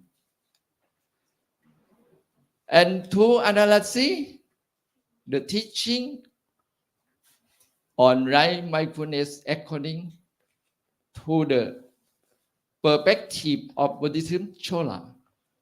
This is object research. Next, scope of research. In scope of research, scope of sort of scripture.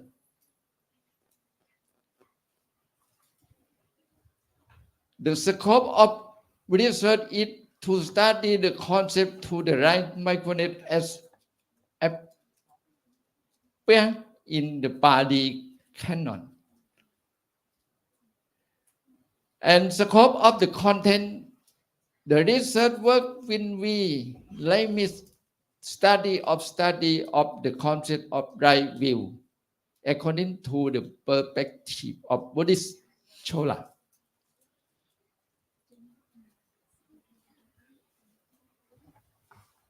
Okay. Next, definition of the theme or keyword. In keywords,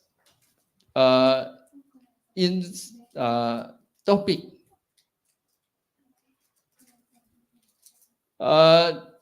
this is Samma Sati, right mindfulness, and Sati mindfulness.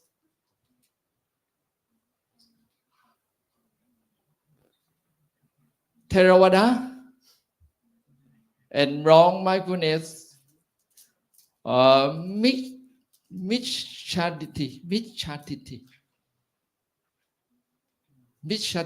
in Ariyama, it. And the ethematis mindfulness and the Hichandis mindfulness, Anjana Sati. This is keyword or definition of the theme. Okay. Next, literature review. The notion of view of objection, sati, and at an abstract to seeing things as they are is a concept. Concept is Buddhist. Thus, this book consigned to the two ways in which in the notion of view is usually understood.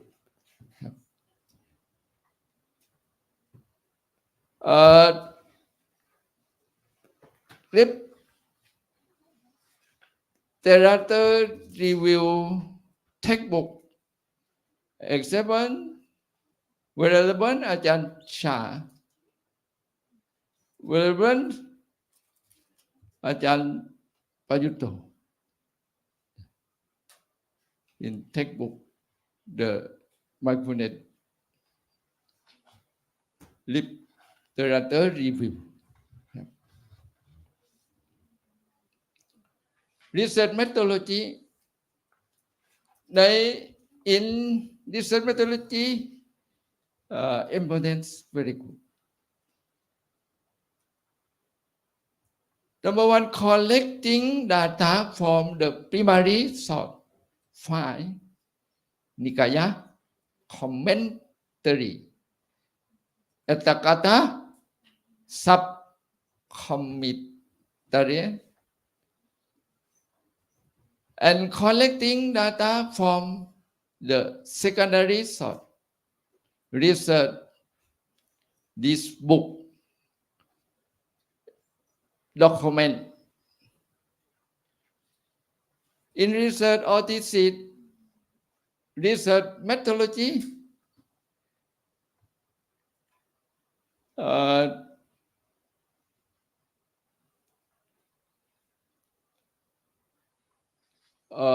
and the books, no research validity, no research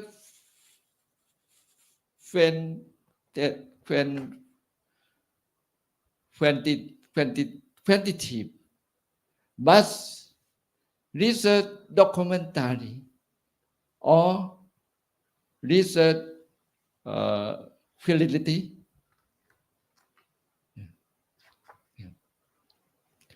And discussing, analyzing, and systematizing the collect data or the concept, the outing or the study, and formulating conclusion, identifying significant result, and idea of research.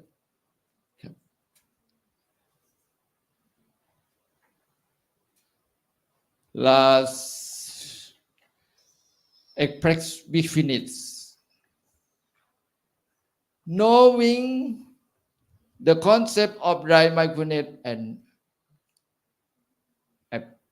plan in Theravada Buddhism, and understanding to this doctrine relate to the mindfulness in the Buddhist, in the Theravada Buddhism, and knowing in teaching of right mindfulness according to the perspective of Buddhism Chola. This is research I am Praku Bhavana Jantakun present now. Thank you.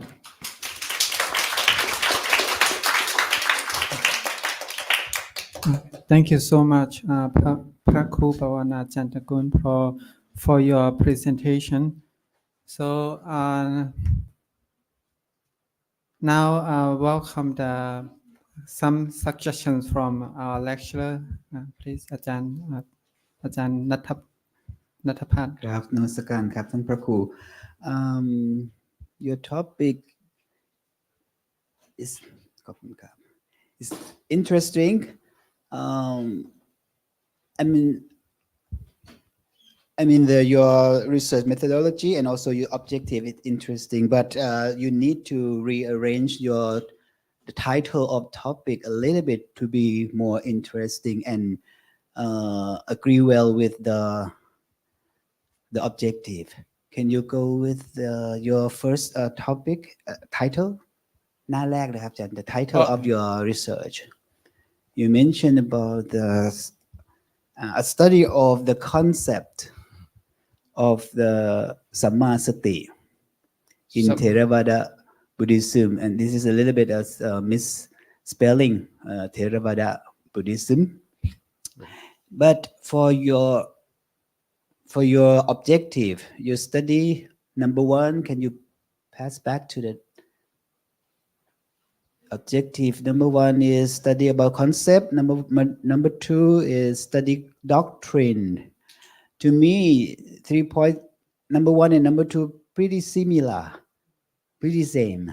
Maybe you can merge to be only one, right? And the third one, you can have just only 2 objectives. That could be 5 for your topic. And Ajahn, you may bring this objective to analyze the teaching of the right mindfulness according to perspective of Buddhist scholar. This should be, we should bring this keyword to be your research title. That could be more interesting. And I have a question that Buddhist scholars that you mean Ajahn Lady Sayadaw, Ajahn Buddhadasa Bhikkhus, right? Ajahn P.A. Payutto, right? So I think your topic should be like a study of teaching on right mindfulness according to or based on Buddhist scholars' perspective, thing like this. Perspective. Yeah, you bring the objective number 3 to create your new research title. New research title. ใช่เข้าใจไหมครับอาจารย์ New. นะครับอาจารย์ใช้คีย์เวิร์ดจากข้อ3นี่แหละให้มาเป็นหัวข้อใหม่เนี่ยควรจะมีข้อความที่เกี่ยวข้องกับการศึกษาเรื่องสัมมาสติโดย Buddhist scholar. So my suggestion is that your title should be like a study of right mindfulness, the teaching on right mindfulness based on the perspectives of Buddhist scholars. Then you write down your scope, who you mean Buddhist scholars. You list down Ajahn Ledi Sayadaw, Ajahn Nantha, and Ajahn Buddhadasa Bhikkhu, right? Ajahn Si Dhammanantha. So that would be more interesting because these most venerable create a practice on right mindfulness differently. So that could be more interesting to find and to study the difference. Okay. Thank you. I think that's all for me. Thank you, Ajahn. Thank you. Okay, thank you so much for your presentation. Pakku, I need to make sure samasati or samadhi. Samasati. Samasati. Sure? Sure, yes. Are you sure? Because in background in signification on the problem, you mentioned like a 62, you see 62 various or like a philosophical theory. This is the concern about the like a right view, samadhi. And also go next slide. Yeah. And also you see this is in here, page number 2. Yeah, page number 2, you mentioned that Number 2. that the Buddha, you know, in Dhammacakka Buddhana Sutta, the first sermon, the Buddha, the first, you mentioned that the first Phra is right mindfulness or right understanding. Is it true, right? Is it the first paragraph, the end of? Can you see that here? Yeah. So yeah, that's why you should be clear that samasati or samadhi. Samasati? But I didn't see samasati in background. I see only samadhi because and also you see belong to wrong view. So in the Noble Eightfold, but Adiya Atingiko Mako, the first Phra is the right mindfulness, samasati, and right understanding. But right understanding is, you know, it's a right view. Is samadhi. And also you see previous slide. Yeah. Next, yeah, this one. You see some the concept of which friends, right? But in here, wrong is here. Right view is here. You mentioned the right view, not right mindfulness. Right mindfulness. Next slide.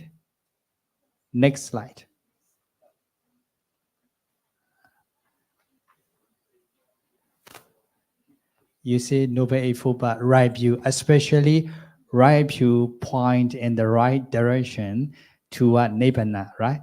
And also without a right view, we have continues to go around the circle, the but in that, right?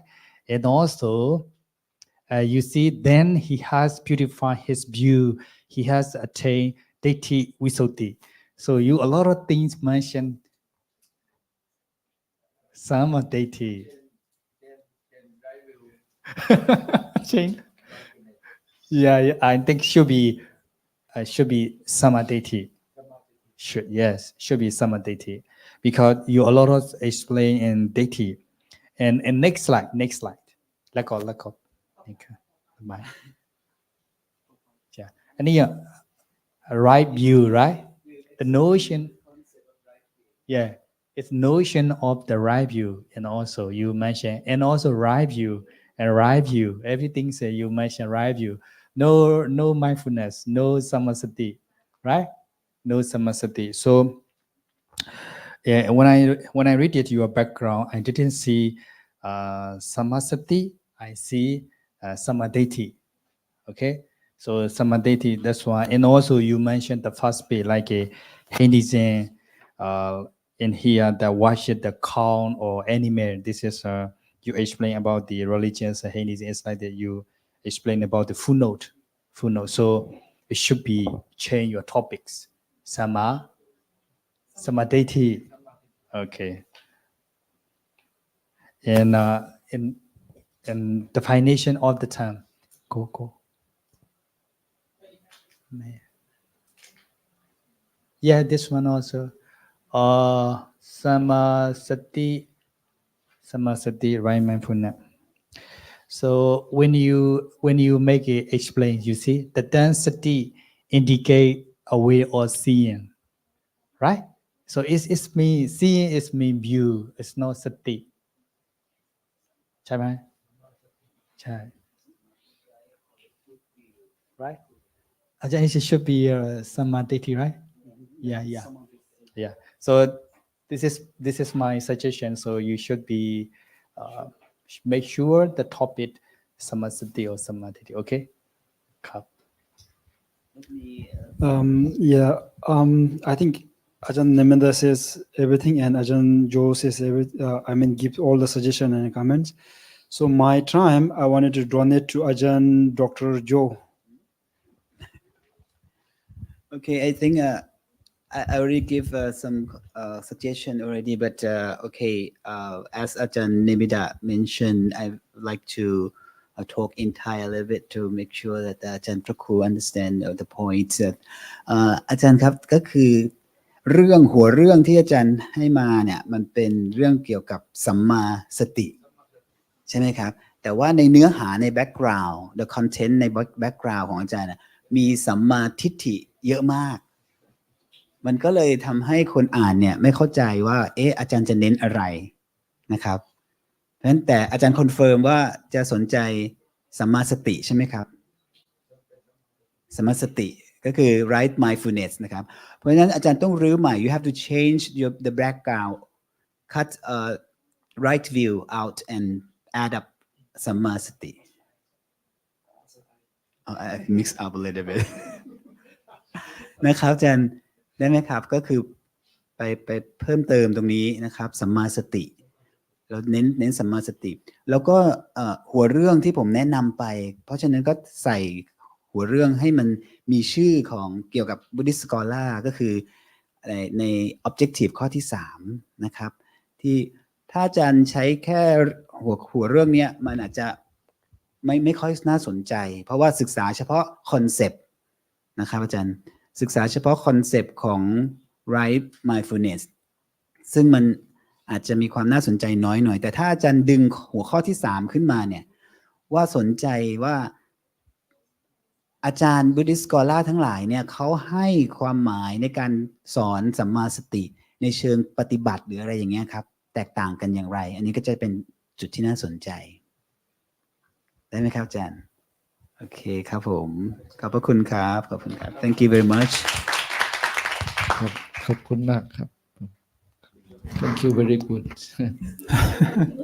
Thank you so much, Prakru Pawana Chantakun, and thank you so much, all of our lecturer for give the remarkable and very good comments. So now we come to the last presenter. So please welcome Bhikkhuni Liti Nokha to present her topic. Okay.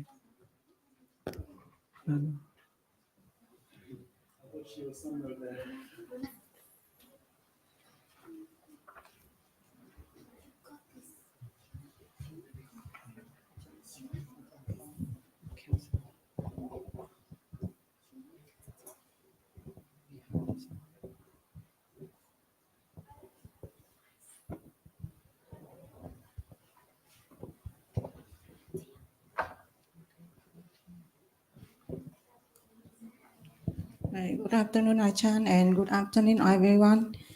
Today I will going to talk about my topic, comparative study of mindfulness practice of Master Thich Nhat Hanh and Theravada Buddhist teaching.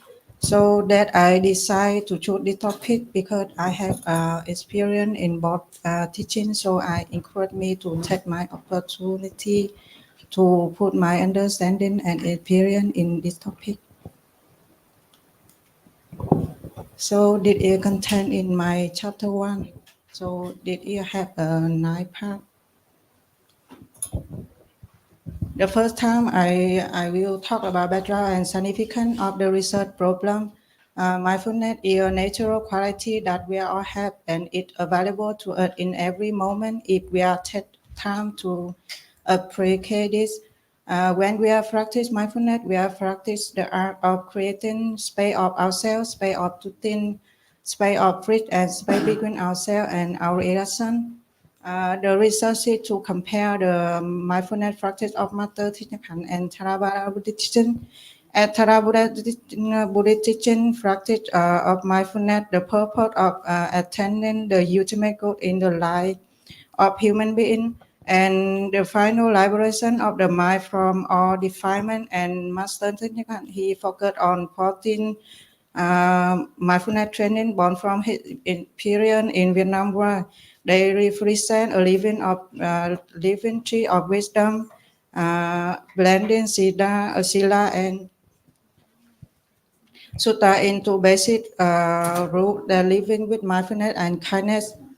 So both approaches are to cultivate mindfulness as a means of of understanding oneself and the world, reducing suffering and achieving inner peace. By contrast, concentrating body to perspective, we can gain the deeper understanding of the cause suffering of mindfulness and transformative effect on individual.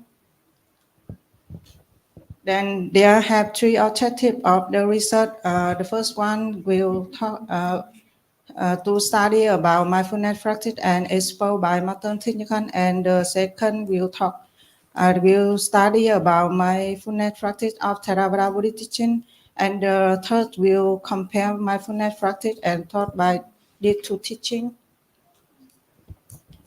And statement of problem desire to know, like the first, have three questions. What is the concept of mindfulness practice of Master Thich Nhat? And the second question, what is the concept of mindfulness practice of Theravada Buddhist teaching? And the third, what is the comparison of practice mindfulness between the two teachings? So definition of third view in the research in this research had terminology related to study have three keywords like mindfulness practice, Theravada Buddhist teaching, and Master Thich Nhat. Literature review. There have totally 4 books in my research. The first one that is a miracle of mindfulness and introduce about practice of meditation, and the heart of the Buddha teaching talk about explore concept interbeing and interconnectedness of the life and potential of peace and liberation thought mindfulness and meditation. And mindfulness influence English by Bante Gurunaratana. This book has provided a clear, accessible introduction to practice of mindfulness, making it suitable for individuals of the background whether new the meditator and experienced practitioner. And the last one, the foundation of mindfulness will talk about 4 foundation, how it plays central role in understanding suffering and the path to liberation.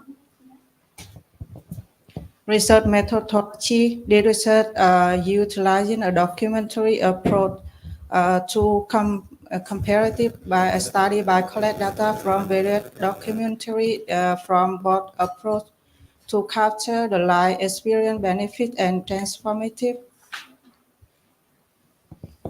Collecting data and critically compare the collected data of Master Thich Nhat and Theravada Buddhist teaching,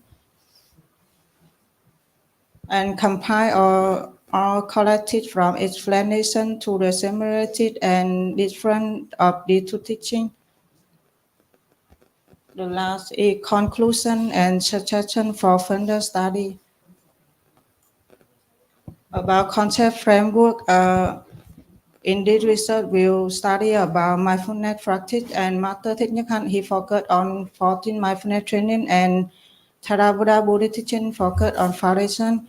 And the next we will do comparison by collected data, and in the last part we'll perceive benefits. Advantage appear to obtain from research. Through this study, these are advantage appear to obtain from the research. I understand the mindfulness practice of Master Thich Nhat and comprehending the teaching of Master of mindfulness implemented by Theravada tradition, and clarify the similarity and difference of mindfulness practice and exploring to perceive benefit from practice of the two teaching. That's all.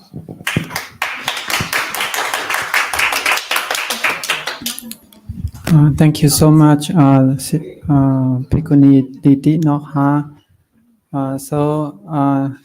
Now welcome the suggestion from our lecturers. Okay, thank you so much, Bhikkhuni, for your presentation and things. Let me see your topics.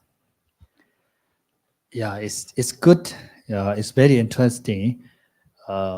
We can see the two perspectives. It's like a Mahayana and Theravada of the mindfulness practice. Whenever we are different method, we have a one goal. That's the reason you study. That's comparative study. It's good, I think. So concerning about the topic, I don't have any suggestion. It's good topic. But in here, no need to bow and isolate, okay? No need to bow and isolate if you want to use it here.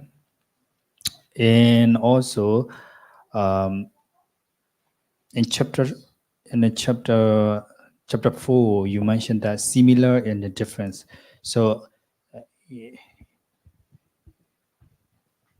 can you explain one thing? That's what is similar between the Ajahn, Tenaham, and Theravada? One things. The similar is from method practice mindfulness. So what is difference one? They focus on mind and on body. What is the difference one? Different Master Thich focus on 14 mindfulness 14 mindfulness training. Right? 14, Then right? Theravada Buddhist teaching Only focus four. on Only? yeah, because I read a book. Bhikkhuni Chung Khong just mentioned about 14 mindfulness training. Okay. How about Theravada? Theravada will focus on 4 foundation. Only 4, right? 40 and 4, Yeah. right? Okay, good. And the background also is I think is perfect. You explain, but you need to more explain about the comparative, because it's a two side. One side is the Venerable. So what the method of hand, and also what is the method of the Theravada Buddhist teaching. You need to explain here background, okay? Your background is very short, and we are not unable to understand what you mentioned in your topic. So you need to mention, okay, more. And topic is also is good. Objective also, I don't have any suggestion. But in the scope of the research, scope of the data, the primary sources, you should be explaining about the Venerable, what their like a book or method. You should be more mention the primary source, also the secondary sources. Okay, the data collection. And also 1.5, let me see, the definition of the term used in research.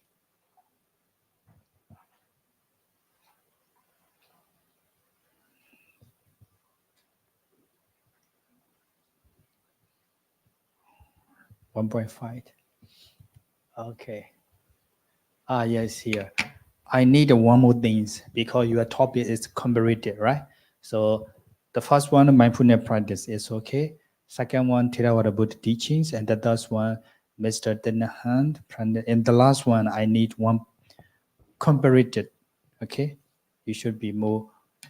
Number 4, the like a comparative. You need to explain what is a comparative, like a similar and a different. What you mentioned in here. Okay, one more things.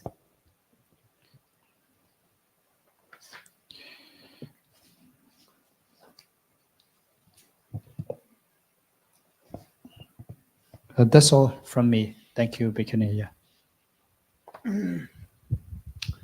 Bhikkhuni, thank you so much for your presentation. It sounds really good. I mean, the comparative studies between basically the mindfulness between two traditions, the Master Thich Nhat Hanh's tradition and the Theravadan tradition. So Actually, my point has already been raised by Ajahn Dr. Neminda. So this is also something that I wanted to quite emphasize on that. It is you have you have stated or study all the 14 kind of mindfulness training of Master Thich Nhat Hanh, and then later you have also studied all the the 4 foundations of mindfulness in another chapter, but you just let it be in their own way.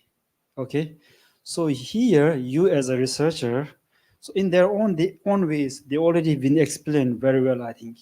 In Thich Nhat Hanh's, Ajahn Master Thich Nhat Hanh's, he already been explained in his own book, and then the Theravadan tradition, a lot of research has been done already. So the one thing that you have to do here is you should bring them together, either in similarities way, either in similar way, or differentiated way.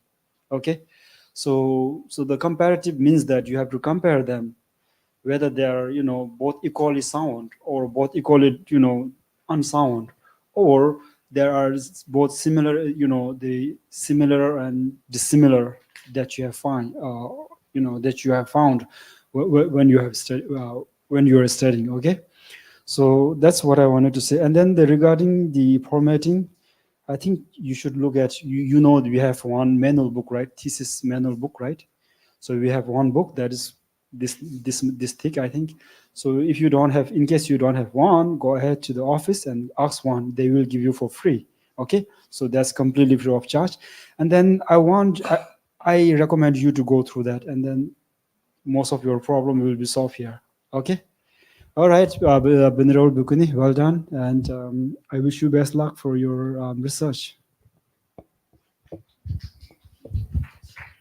Oh, I may give some additional on my side. I think your topic and your objective, three of them is really agree well. So you studied mindfulness practice by Master Thich Nhat Hanh first, and then Theravada Buddhist teaching. After that, you compare this the similarity and also differences, right? So and more important thing, I think you should ensure that this study never been happened before by other students or researchers before. Have you searching some articles or thesis that have studied something pretty similar to this topic or not? Because to me, is Ajahn Thich Nhat Hanh is very famous for many years. So maybe there are some students already also interesting, pretty similar as yours. So try to search first with this keyword. If not 100% totally the same, so you can do this. But if there are something similar, so you have to add up some new idea to raise up on or to show up on your topic. Or if you, in your comparison, if you have new idea to propose, like Ajahn Yugen said, that is for the third objective, you can show your idea to merge or to synthesize, we call the synthesis new practice by one part from Ajahn Thich Nhat Hanh and another from the Theravada teaching to merge up to yours idea. And what else? I think I have something more. Oh, in the background, I think you can add up. I don't see the reason why you are so interested in this topic. You can add up there, or can you give answer now? Why are you interested in study on this topic? I decided to choose this topic because I have experience in both teaching. Before I have a goal in Buddhist village to have a short time to practice in there. So I want to test my understanding and experience in this topic. Yes, And I think you should add up at your answer on the background. Okay, that would be nice. Thank you. Thank you so much, Ajahn. Now we come to the last sections of our proposal presentation program today.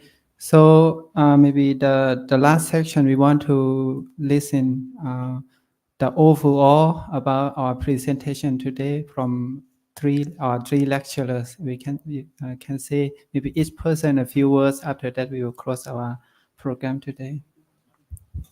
You mean reflection or something? Yes, and the overall for the better improvement of our future writing. I don't know what to say.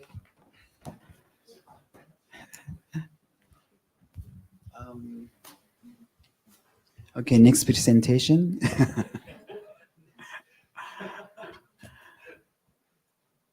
This is very nice atmosphere, you know, when we have some, you know, really academic works, you know. This is the first step of a researcher normally do for the presenting for the research proposal. For master degree and PhD degree students, they should present something like this as well before they're going to start their MS thesis or PhD thesis. And some suggestion from Ajahns will accept it or discussion and then get the very nice research proposal. In order to assure that your topic will be complete, you know, so this is very nice. And you also, even you are bachelor degree students, but you already have an opportunity to practice this. I realize that you spend a lot of time to create, reading, discussion, so many things you have to do. But this is the first step. Much more difficult work you have to continue for the next semester. I hope you will enjoy this much more. Thank you very much. Thank you so much, Ajahn Natapat Ampan. So.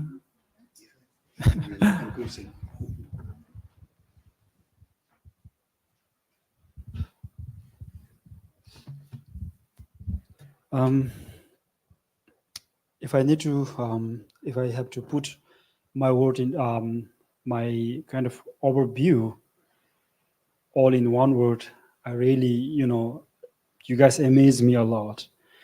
So there are many, I mean, some students, the research topic is so amazing, which is so can be like, even the PhD dissertation title, most of the PhD dissertation also title also cannot be like this. So it's so profound, especially the Sophia's title, Venerable Jyoti's title, and Shiwin, right? Okay, so I don't remember your name. However, this lady who's sitting in the front line.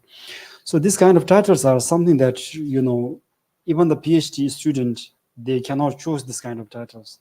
But I'm not saying the rest are not that interesting enough. You are all equally interesting enough, okay? And then the one thing that again fascinated me is that that I'm so fascinated about is your formatting. So even when I was doing my PhD and MA, I faced a lot of struggle with, you know, just correcting the, you know, formatting these things. So which kind of sent, you know, send me to the office over and over again, because I do all the time mistakes, even tiny bit of mistakes. So which some of you already achieve at the very kind of final sort of, you know, the destination. Okay, that's primarily thanks to Venerable Ajahn Neminda. He did a really good job. Okay, and then but last but not least, I really want to wish you all your best of luck to your research work. And then that's it. Thank you very much.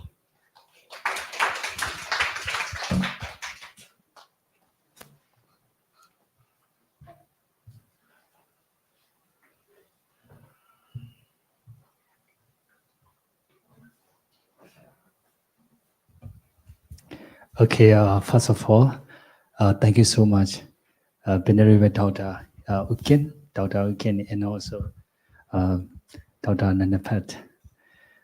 Without both of you, I cannot do here. And also, I'm proud of you. I'm proud of you, all because I see that your power today, and also I see or I take your challenge, also your power. You are small, but you have a power. You are strength. So I believe you that you can do your work completely. And also, without you, I cannot go alone because I need to bring you all that you are to be a good, knowledgeable person, and also that to be that good capacity in your brain was because you are very young, but in near future you will be leader in your country or your area. So the first of all, you have to be confident. You have a confidence because you have a power. Now the time to chance for you that to show your quality. So that's why I promote your life because this is our duty. So in IBSC and especially all of the lecturer, we always looking at the ways to promote for the student. So that's the reason we promote for your life, not study.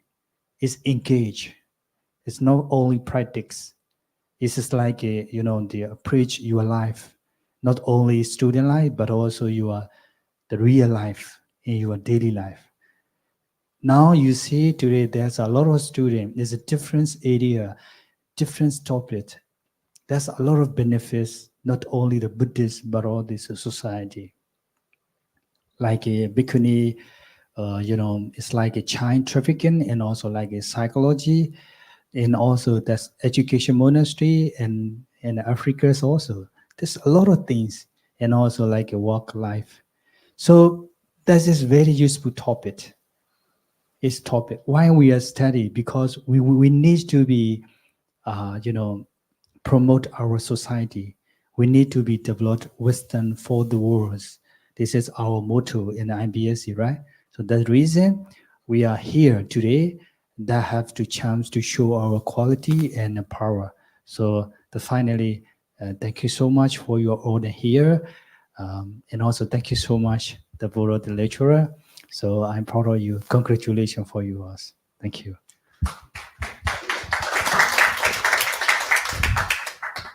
Okay, thank you so much, Ajahn. So, at the last of the our session today, of our event today, on behalf of IBSC students, I would like to say thank you.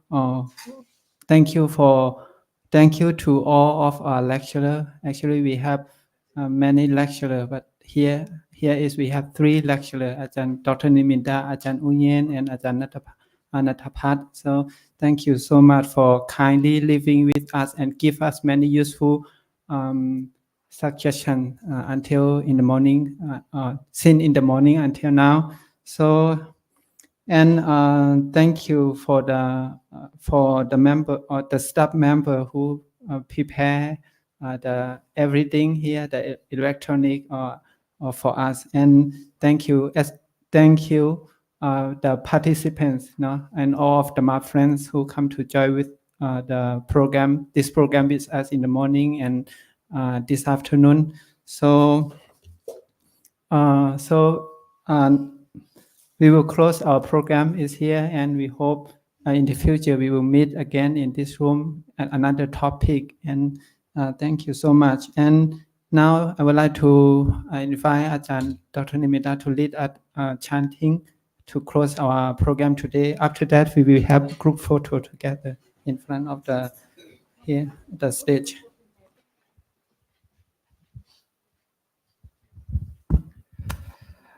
Arahant Samba Sambuddho Bhagava Bhutan Bhagavantan Abhivademi Swakhato Bhagavata Dhammo Dhamman Namasami Subhatipanno bhagavato sāvaka sangho sangham nama. Okay, it should be.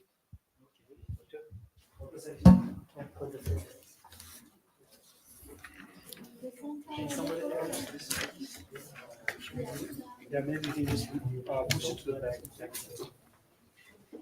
Okay, come to